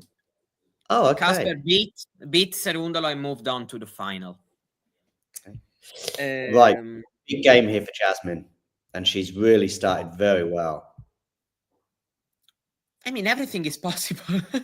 Because Dimitrov, he played a good match yesterday, but, he's not the Grigor we were seeing here last year. No. Goffin. So, well, everything is possible there, in my opinion.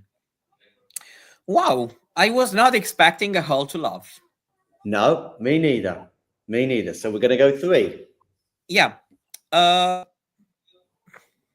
Could have been reasonable, probably, to think 3 sets before the match.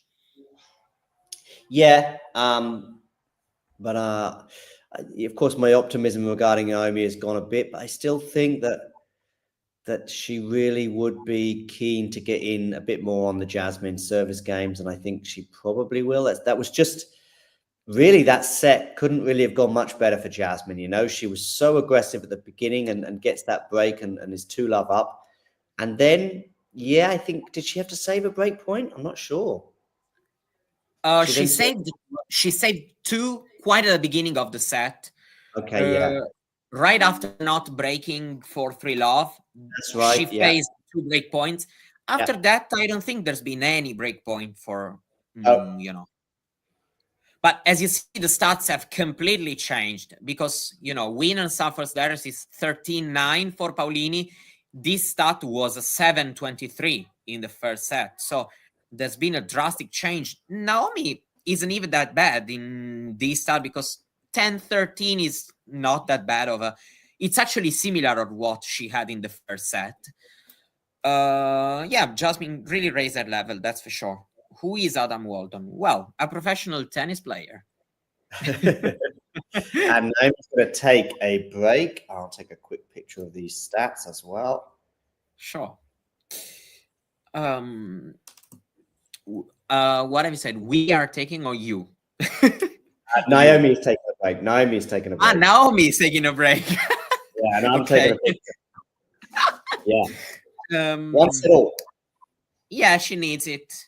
I mean, I'm okay. Actually, when it's a toilet break, if it's before the third set, I'm okay with it.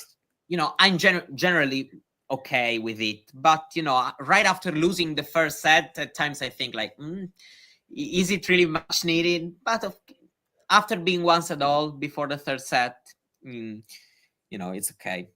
Naomi's taking the same route. Seems like it's always a 3-set for her these days.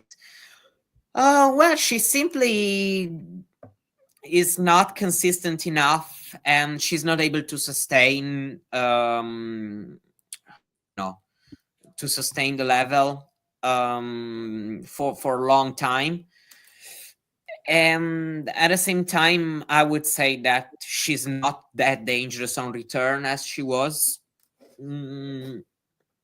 So, there are many factors, and definitely she does everything probably not as well as she used to.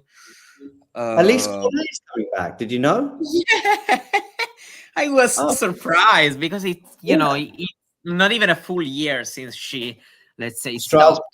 Oh, was it Strasbourg? The French Open was her last tournament. French Open. Well, good for her. We'll see what she has planned, because she comes back in France. So, this leave me some doubts about, but we'll see how she will, schedule her return. Well, yeah, that's caught me by surprise. Anyway, stats from that set. Let's have a quick look at those. They were just up on my screen. Yeah, so 6-4 Paolini, and we're going to go 3. Yeah, the unforced errors completely changed. I mean, was it 23 in the first set? And yeah, now 3-7 winners. So, the stat has completely changed. The Naomi, similar. I think it was 9-12 in the first set, something similar to that. And now it's 10-13. So more or less. Overall for me about Naomi is that one. When you say seems it's always playing 3-setter, there should be a mandatory 10-minute. Problem for that, Dave, is just 10 minutes. It's too much. Yeah. No. Yeah. Maybe I after 2 sets. Yeah, but I don't mind is... some kind of halftime show. Yeah, two like in a Grand Slam final. I think I heard Novak talk about this the other day. I would be okay with 10 or 15 minutes after 2 sets, maybe. But of a men's Grand Slam final, it's obviously best of 5. But yeah, man, there's also just practically, Dave. I mean, some of these days, particularly in Northern Europe, when we're playing in our supposed summer and it's raining all the time, and imagine the amount of hours at the end of the week we would have lost. And we need to gain hours, not lose hours at the moment. Yeah, it's it's not okay, because also from a TV perspective, because okay, in football you already know when that long break it's happening. So for the televisions it's in tennis it would be just at a random time, and it would be quite weird. Yeah, but overall, I mean, I'm just fine with them having the opportunity to have a toilet break.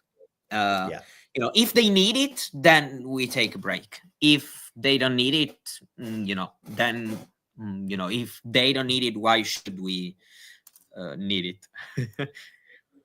They would, Dave, but tennis, soccer really is not ideal for advertisers, because 45 minutes non-stop without a break is not what they would like. They would like to have one every 20 minutes. Whereas actually in tennis, you can have what they do. Well, I think everyone knows they do a super quick one every 3 games, and you have a 1-minute break every 10 minutes rather than a 2 or 3 minute break every 20. At least that's how it is in Europe. Anyway. Yeah, I think overall it's fine. The advertisers still get their advertising in pretty comfortably in tennis, compared to, say, soccer, where it's obviously very difficult for 45 minutes. Generally in Europe, we would get, or in the UK anyway, you would get soccer would it's obviously the match starts, and then you got 45 minutes, maybe 50 with injury time, no commercial. Then there'll be 2 at half time. And then, so in 90 minutes, let's say, maybe even 100 minutes, 2 commercial breaks, which is not much. Yeah. They would love more. Especially because the commercial break is not even that long, about 4 minutes. Then there's the studio. The studio is a good sort of 7 to 9 minutes, isn't it, at half time? Yeah. But tennis doesn't have a problem in that respect. I mean, obviously, no, I don't think so. Yeah. I don't think so. There are sports that are having issue. For example, I don't know if any of you is familiar with volleyball. Volleyball, it's nightmare because there is the full set, and the break is very quick. So you basically, it's not easy. In tennis, it's okay. Are there any change you would make to the current merit based points and ranking system? Honestly, not really. But just because I don't have a solution, so I'm not going to say no, this is not okay.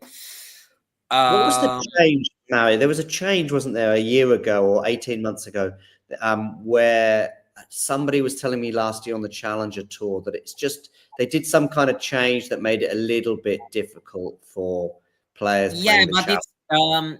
it's not a big change in how it works. It was just point distribution. So, you know, the rules are the same, but, you know, it changed a little bit the distribution of the points. Well, basically, back in time, there were quality points for the opposition you were beating. But then they, at least in WTA, I'm not sure if ATP as well, but then they changed this rule for the now, that the rule we currently have. And I kind of agree, actually, with not having those quality points, because for me, tennis is not only how big is the opponent you beat, but also the ability to perform in that important stage of the tournament. So even if I play a Grand Slam semifinal and I don't face a top 5 player, I still have to be able to show up in a Grand Slam semifinal, you know, and to manage the pressure, the nerves, and to perform well in that stage on that particular occasion. Maybe for some players who are, you know, bad in managing nerves, it may be way more difficult to face, you know, war number 25 in Grand Slam final rather than war number 3 in the third round of a Grand Slam. So it's not easy to find another way. That's why I cannot give you another way of doing it right now. But maybe in a couple days I will think better about it and I will tell you. This is funny here. I had some memory of this, Dave, as well, about in the 80s and 90s when soccer was emerging in the US, that I did have some memory of them like going to a commercial break after like 20 minutes of the match and coming back and there'd been a goal. I had some vague memory of that. Anyway, 30 all here on the Paolini serve. She was down 15-30.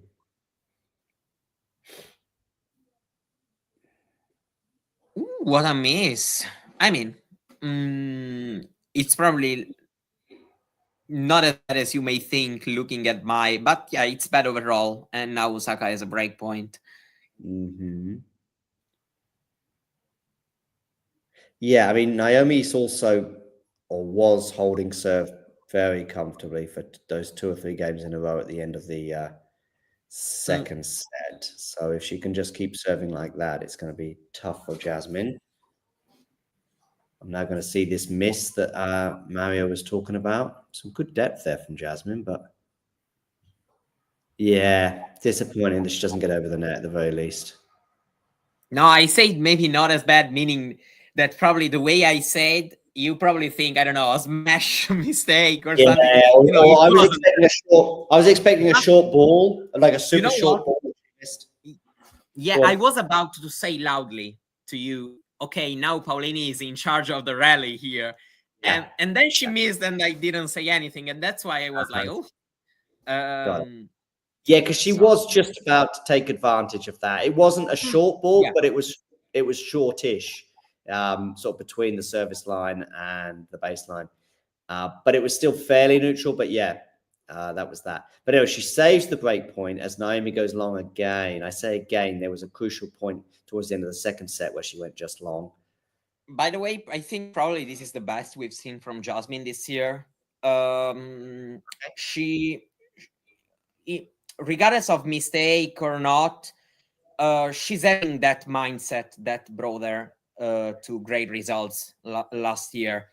You know, just even after missing, still staying aggressive when she can, of course, because then, of course, Osaka may play great and that's it. But, you know, so I would say that this is a very encouraging performance for her. Probably for Osaka as well, even if she still can be way better than this and she knows it. But considering 4 days ago, we were watching her almost losing back-to-back matches against, you know, lower ranked players. Well, whoever loses for sure will be disappointed, but going back home, probably they will be a bit more positive. Yeah. Good aggressive tennis there at the end there from Jasmine to hold serve under pressure again on her serve, or under pressure on her serve, I should say. and 1 game all. Naomi, now over to you. Naomi's serving a little bit better right now than Jasmine, but might not make much difference. Yes, I can imagine, Dave. In the UK, of course, with the rivalry with the US and soccer was always an interesting point. Of course, really, it probably peaked or maybe ended in '94 with the goal from Diana Ross that she missed, and it was all part of the pre USA '94 show.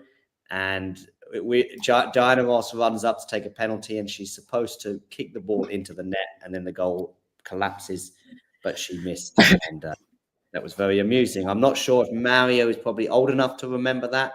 What year were you born? What year were you born, Mario? 2001. 2001. Yeah, so you were -7 because it's 1994. I'm Sinner's Viontek year. That's my flex. That's my. Ozan, I'm glad you're asking this question because it's pretty much perfect because I've got 2 or 3 anecdotes to tell you. Oh. First of all, the first time I saw Alex, like just in the flesh, wandering around was US Open 2022. And I saw her walking on the grounds at Flushing Meadow, I think just an hour or 2 before her final, which she wins the title that year, the junior title.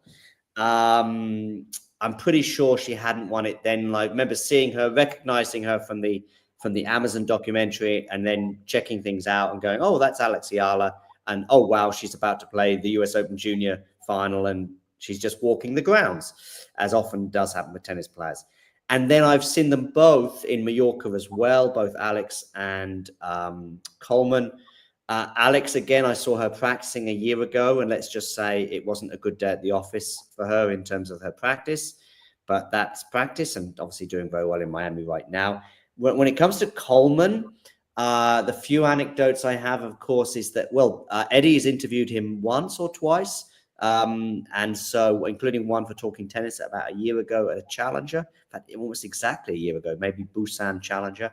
But my exchange with Coleman, my only exchange that I recall, came about 2 months ago in Mallorca, and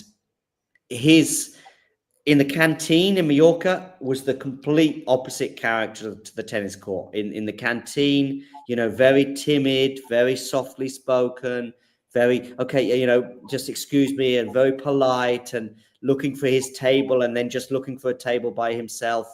And then on the court, he's very emotional and very, not extroverted, but more extroverted. So yeah, very different sides to his personality, both off the court and on the court. So they are my Alex and Coleman anecdotes, if you like. I'm going Naomi, as I did possibly at the beginning of the match.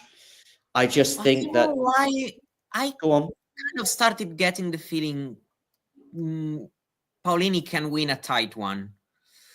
For sure. The second set surprised me. I think she's got a bit braver than Osaka as the match went on. Then I don't know. Of course, I can be wrong, but that's the inner feeling I got watching the. But yeah, of course, Osaka, I have to say, is holding pretty comfortably, and this is also a great sign for her. That's for sure. Did she have to save any break points after getting broken? I don't think she did. No. Oh, yes, she did, of course. No, 2-love. Love 2 down. She was love 2 down. Oh, yeah. I was saying after. Yeah. But after that one, no. Good start here, though, for Paolini on serve with some good, again, aggressive ball striking from Jasmine. Yeah, and it is very much the tactic today. Ozan, by the way, very kind of you to say great story. I think they're amusing, but fine. If you want to say great, put it out there, Ozan, and say John Silk. Always ask him about his Coleman and Alex anecdotes. And yeah, I think I've told those anecdotes 3 or 4 times in the last 2 or 3 days with them both having big runs here in Miami. How is Coleman doing actually right now as Jasmine has 2 game points on serve at the beginning of the third? 1-love to Coleman Wong. My feeling is that Osaka has, of course, way heavier first shots, but once the rally prolongs, let's say. Paolini actually is way more comfortable in hitting, but Osaka tends to arrive, especially forehand side lately, to lose control a little bit, arrive a little bit later. Generating the power, yeah. When she's got to really generate the power, like on that last shot. Yeah, she's a bit struggling in that department. So I don't know.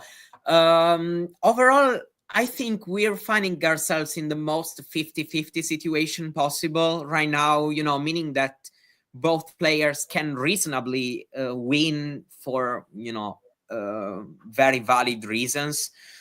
So it's, I think a prediction right now is mostly based on sensations. I'm thinking, body serve there to hold. Yeah.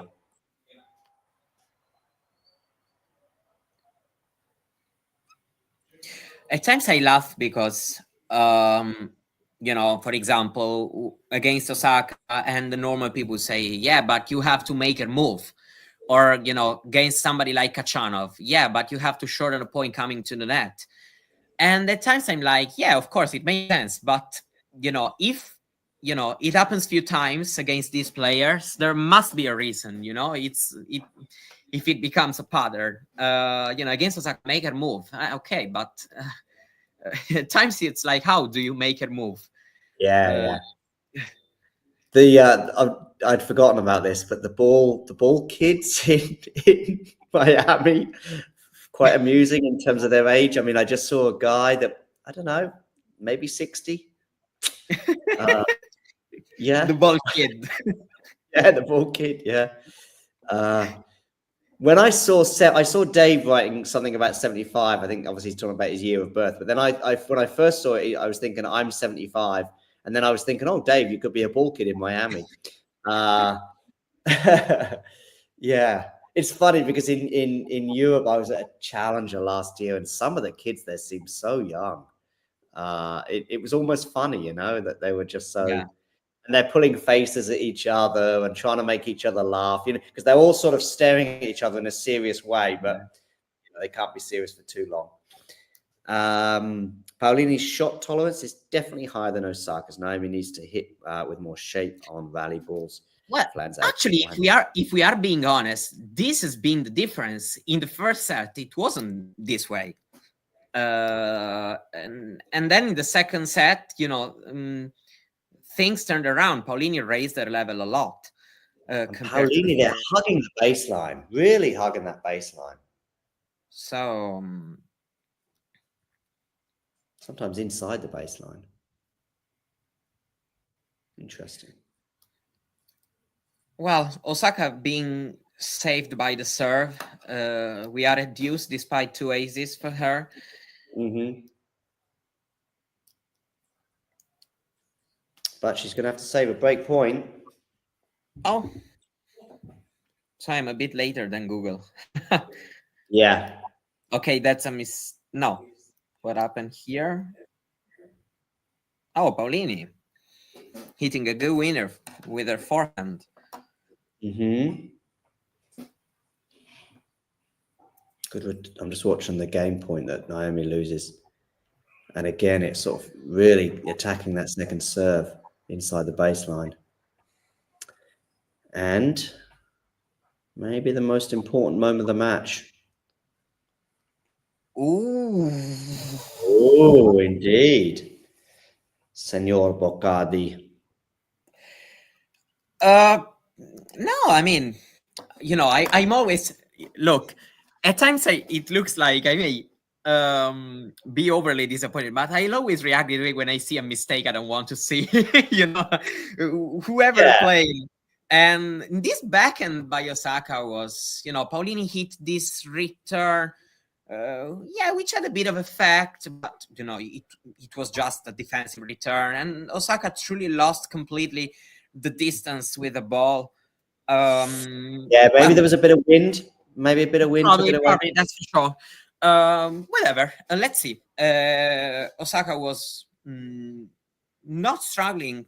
Hasn't struggled for a while on a serve, but now Paolini has a break. Let's see if it will matter in the end.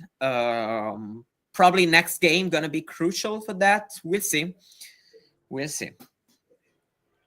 Of course, serving second again. It's a similar tightrope to what she had in the previous set, but yeah, just the aggression from her and taking the ball early. Dave says a great thing when she says Naomi needs to hit with more shape on rally balls. You know, like I feel like we are playing at Paolini is playing at the height she likes to hit as well. Okay. And she found rhythm after that first set where she was a bit overwhelmed at times by Naomi's power. Then she really found great timing on the ball. And well, I also think Osaka needs to to hit with more shape if she wants to to make Paolini a bit more uncomfortable. Go. If Naomi gets back into this match, obviously she's break down 3-2, but as I say, similar tightrope to the previous set. If she does get back into it, especially as we get closer to the finish line, then maybe that break of serve that Naomi got, because remember, Paolini was serving 3-5 in the first set, but because Naomi breaks her again, she then serves first in sets 2 and 3. So that we'll see. I'm just trying to maybe be a bit positive for Naomi right now. Yeah, no, sure. I mean, we are still in the match. It's one break, 15-all actually now. So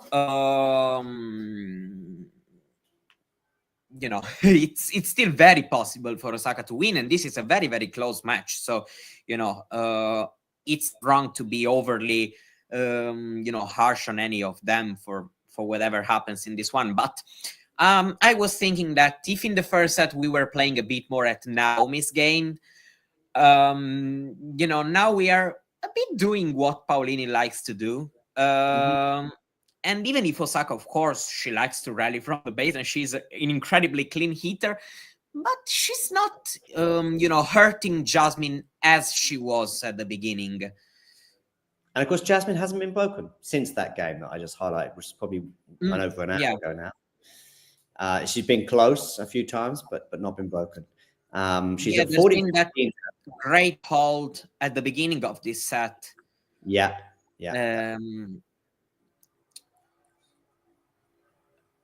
Sadly, I'm turning 50 this summer, not 75 yet. You're not old enough to be a ball kid yet then, Dave.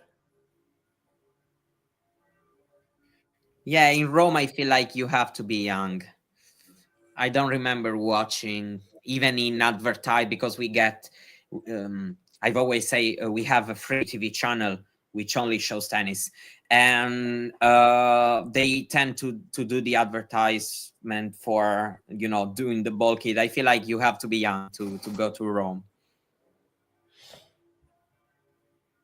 You ready for the clay court season, Mario? Yes, I have to say I'm ready. A bit tired of these hard courts. Yeah. Even though, I mean, it's fine. Nerlan, I'm wondering what type of ball kid you would be. I think you'd be quite a difficult one, and you probably lose concentration as well, and not pick up the balls, and probably end up getting in a very big disagreement with someone like Bublik. Anyway, we've got another game point here for Jasmine. She had 40-30, and then Naomi pegged it back to deuce, but it is now advantage. Jasmine. Yeah, I don't know why the score says advantage Osaka. This was out, I think. Yeah, I've got Jasmine with advantage. Oh, no, it does say advantage Osaka. It just changed, yeah. Oh! Even the replay, I thought it was out, the ball. Whatever. Okay, so it is a break point for Naomi. Yeah. Oh, okay.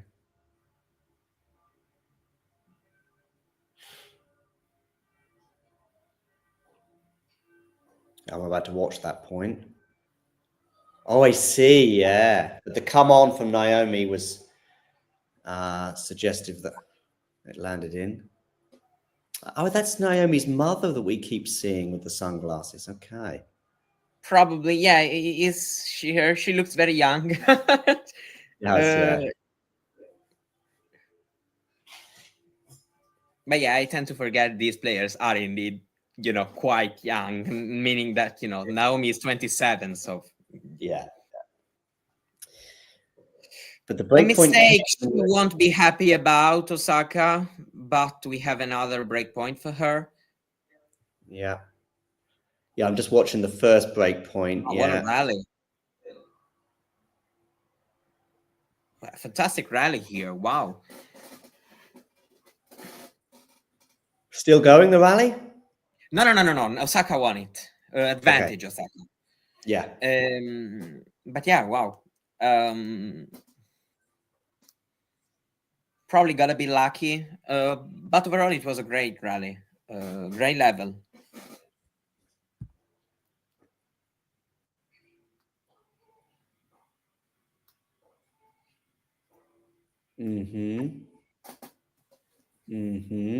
Good defense there from Jasmine. Almost fell over.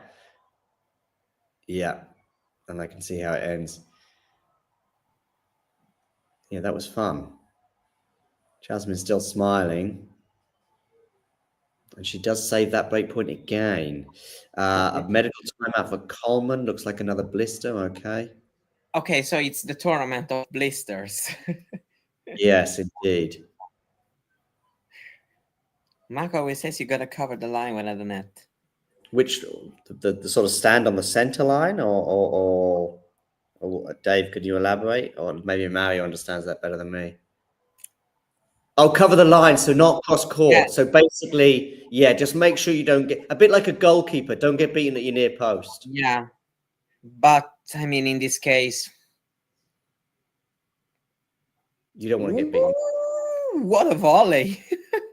By the way, on that second break point that Naomi just had, that was there. Yeah, that was. She will regret it. Let's say. Yeah.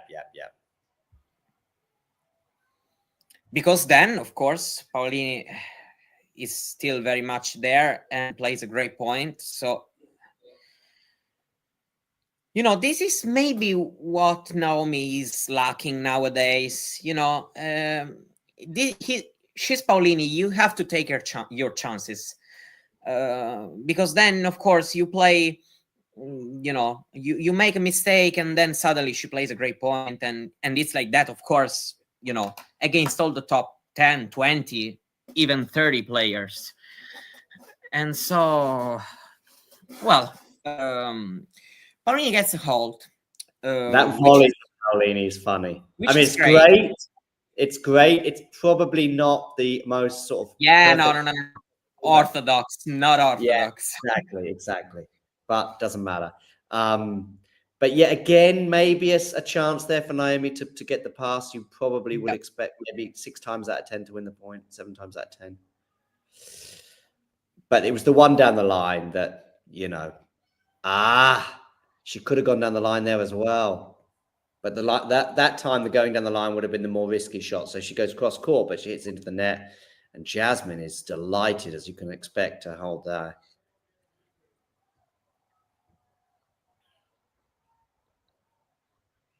Yeah, you do obviously get a little... happy to have been doing this match, actually, because it turned out a very interesting one to see and follow. Actually, with 2 players, I would like to have a run in this tournament, so I quite struggle to, I tend to go with my prediction. I predicted Naomi to win. In fact, I think before the previous matches, before Jasmine played Jabeur and before Naomi played Baptiste, I was talking about this potential match. And I was saying, I think Naomi would prefer to play Jasmine than play Ons. And so because of that, and then I predicted, I think Naomi to win this match, that's why I'm sort of just favoring Naomi. But normally I like both players equally. Yeah, I mean, definitely. Yeah, for sure. Better Paolini for Naomi because, Jabeur with her game style. Naomi Yeah, I thought it would be more. Few chances to hit, in comfortable position, and so. But yeah, overall, Paolini is really proving herself in this match. Tactically as well, right? Yeah, I would say she's doing a great job. Mentally, especially, because you may have a tactic, but it's not easy at times when you feel underwhelmed, when you feel like it's not working, you're missing a lot. At times you may, change plan, not stick with it. And Jasmine did it, and this is, at least so far, this is what why she's now up in the score, and actually why she got to those finals last year. That's why I was saying that for me this is the best I've seen from Jasmine this year, because I'm seeing the best match she's played in terms of mindset and the way she stays on the court, the way she's thinking. So I would say great signs for her. Okay. I forgot that Paolini has a good matchup record with Rybaki now. And although they are very different as a player, I may see some similarity, in her probably, quite liking to face these players that, although, more powerful than her, but, they may, for example, struggle a little bit moving when the rally goes long. And I don't know, I kind of see a small pattern here. Maybe also not the best defenders possible. So when Paolini hits hard, she can, hurt them a bit more than against other players. Well, this time, like in the previous set, I was thinking, wow, this is going to be tricky, these next two service games for Jasmine, but she served it out pretty comfortably. Certainly the last game, she served out to love, didn't she? And that was probably not something we expected. But she's going to have to do it again, and it's even more pressure now, obviously, we're talking about the match now, not just the set.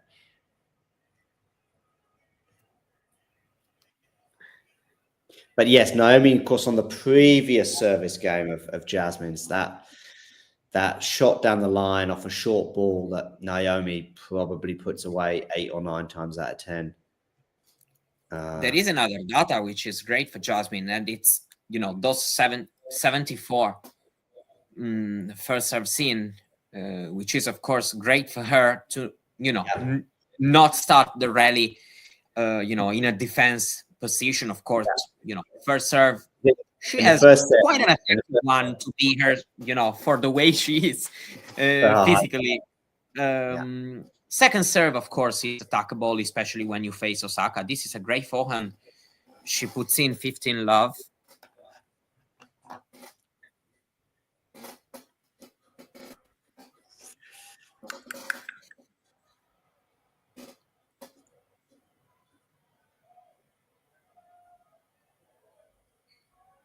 Yeah, good start for Jasmine. I still think there's a break of serve here for Naomi if she can just not make these errors in big moments. Yeah, and also return. And yet, this is a first serve, but it's a returnable. Got it. A serve, in my opinion. In just a moment you are 40 love down. In a moment like this in the third set, you also make Jasmine playing without much pressure, because it's easy then to strike that forehand on 30 love up, Yeah. By the way, that stat about points played on serve, it's quite crazy. Jasmine, 105 points on her serve compared to 78 on the serve of Osaka. Anyway, it's an unbelievable hold for Jasmine. Yeah. Two great winners, 2 mistakes, and of course, any mistake is costly. I mean, Paolini played very well, so it's not like Osaka but there are a couple of imprecisions that are letting her a bit down, at least are not giving her more of a chance today, and probably it's been a bit of a pattern in her comeback.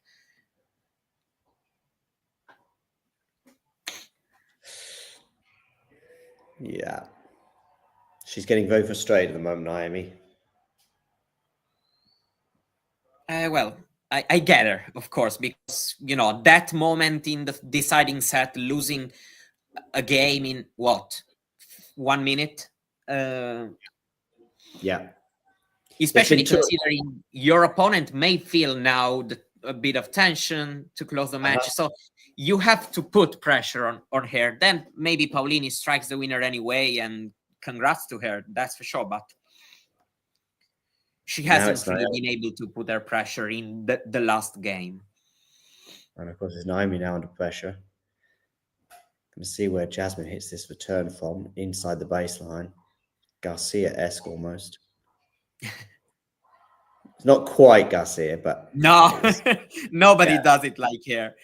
No. Probably Bublik at times, but for a different reason. For a different reason, yeah. And 15:30. Paolini is 2 points away.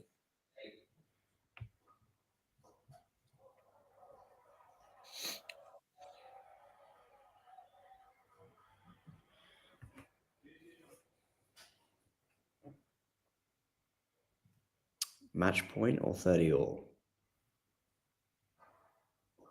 2 match points, possibly. I can tell you it's a second serve. Ooh. Oh, what a second serve, actually. And by the way, the previous point again, it's a forehand keep just they just go long, but clearly long, like by 50 centimeters or something like that. Yeah, but next point, perfect. Great second serve, great backhand winner. She's safe for now. That's another second serve, though.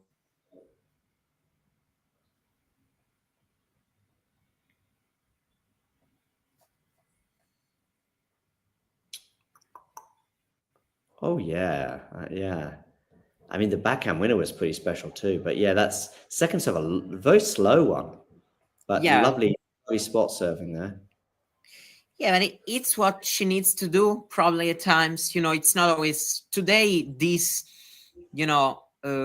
power approach hasn't really got her where she wanted to. Meaning that, of course, now Paolini is up in the score and has handled, the baseline rallies pretty well. So. Anything she can find to, just make Paolini a bit more uncomfortable.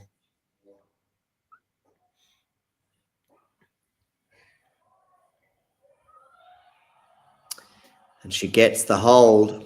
So Jasmine is going to have to set it out. Yep, from 15:30. Jasmine 2 points away.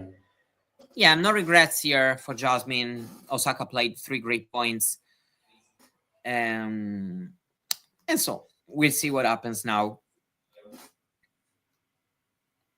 Yeah.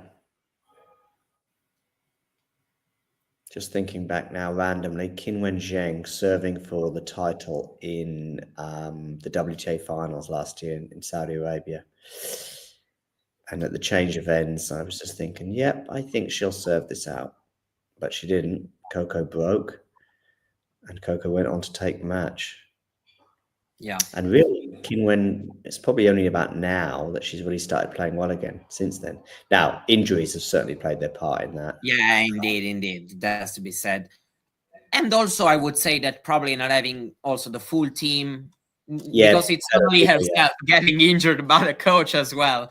So, it's been a bit, not as comfortable as possible a situation for her overall. So, I mean, it's fine. And over the course of a career, it's impossible to, to see players always being at full at 100%. So, it's fine. Now she has very little to defend, actually. She didn't do well last year on the clay and on the grass. So she has good chances. I mean, she dealt with the pressure very well last year. You know, there wasn't much she could do against Iga in the final in Paris. Yeah. Krejcikova, I mean, she played a good match. Then Krejcikova had just a little more. Common strategy against power hitters. Think about the Vekic semi-final. I mean,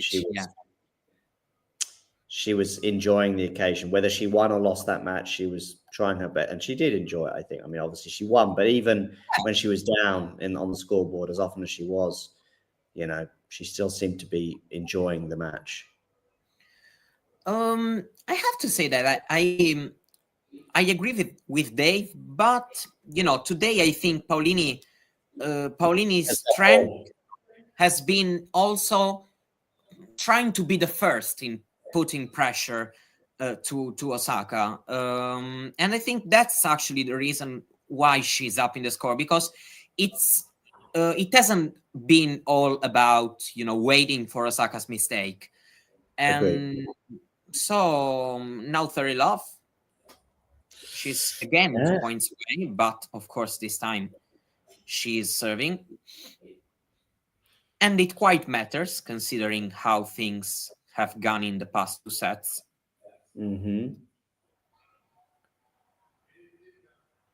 Naomi's range today. Yeah.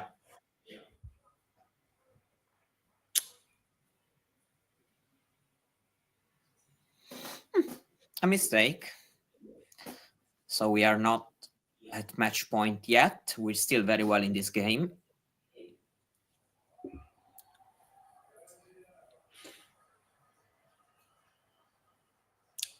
But yeah, Naomi needs probably Jasmine to drop a level here. I think so. Because if she stays at the same level, yeah, maybe there's not much she can do. But let's see. We've got some nervy moments now.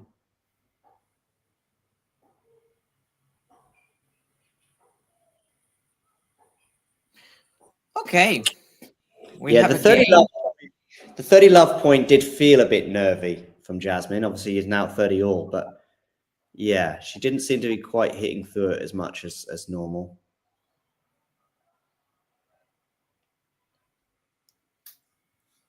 First serve can be crucial.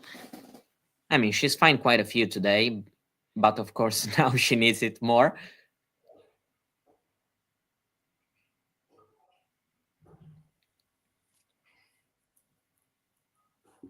Naomi returns very... Uh-oh, this is probably the worst mistake of the entire match, because, yeah, she returned so well on 30 all. She had a great chance with a forehand, but nothing into the net. So match point. Okay, tell us all about it as it happens. Okay. First serve, no, it's a let, so she has to serve again.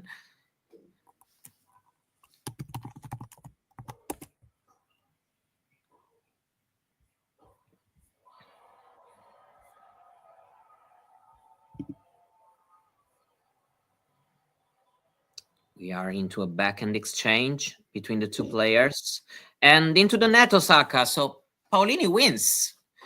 A comeback win, a very good one for Jasmine Paolini. Probably the best win of the year so far for her.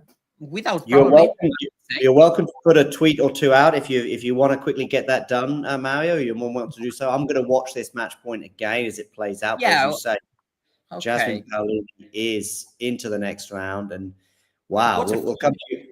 I'll come to you in a second, Mario, and get your reflections. But I'm just going to watch this match point again that ends. Again, Paolini's nerve at 30 all. She was under pressure again, obviously serving second, as I highlighted throughout both sets 2 and 3. But it's Naomi Osaka who was, and the scream of delight from Jasmine there. Wow. So it's Paolini who progresses. She will potentially, or she'll definitely be playing Magda Linette or Naomi or Coco Gauff in the next round. Yeah. Naomi looks glum. You can understand why. I think, yes, her level did go down, but she was rushed a bit more than she would have liked. The tactic that she seemed to be deploying in the first set from I see some Brazilians there clapping. They're just passing time. They are everywhere. Before Zhao's match takes place, they're enjoying the day. And Jasmine Paolini is very much enjoying the day. I mean, there are 23 break points at the end of the first set, and it went down to 9 at the end of the second. A little mini wobble towards the end there of the match, but ultimately Jasmine playing the more aggressive style that I didn't necessarily anticipate. Maybe Naomi didn't. You suggested it was the right tactic. It didn't look particularly clever at the end of the first set. And at that stage, I was very optimistic, of course, for Naomi's chances progressing. But ultimately, Jasmine Paolini is the one who prevails in 3 sets. Yeah, it was, I think a great match from Paolini's performance. She did what she had to do. And especially, I repeat, it's been great for her. She kept doing it despite, of course, missing a lot in the first set. And, well, Naomi, overall, it hasn't been a bad performance, considering her, her year so far, but can be, way better. Way better than this, especially in the last 2 sets. Overall, especially in my opinion, in taking the chances, playing well when it matters. But talking about Paolini, great performance for her in a season that we didn't know if it was being okay or not, but now, I mean, she looks back on track for sure, because, two great wins, of course, Jabert's retirement, but beating Osaka on these courts, regardless of, in which state Osaka is, it's for sure a great win. And, well, a very, very good result. I'm just watching Jasmine in the on-court interview. Yeah.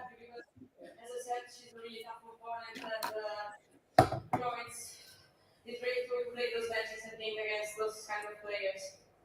You are headed to the quarterfinals here in Miami for the first time. Yeah, first time in the quarters. Obviously, yeah, it was already her best performance in Miami, because last year she lost in round of 32, so round 2 match. I think she lost on right at the beginning of the tournament. Yes.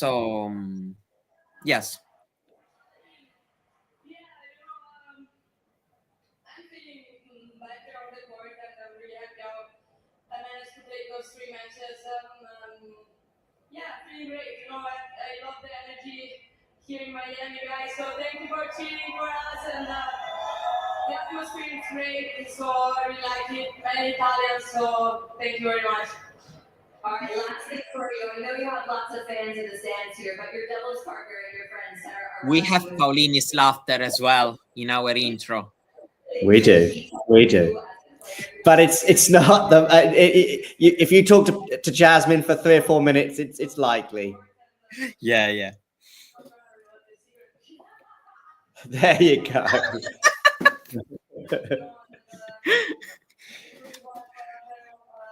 It's never a chance.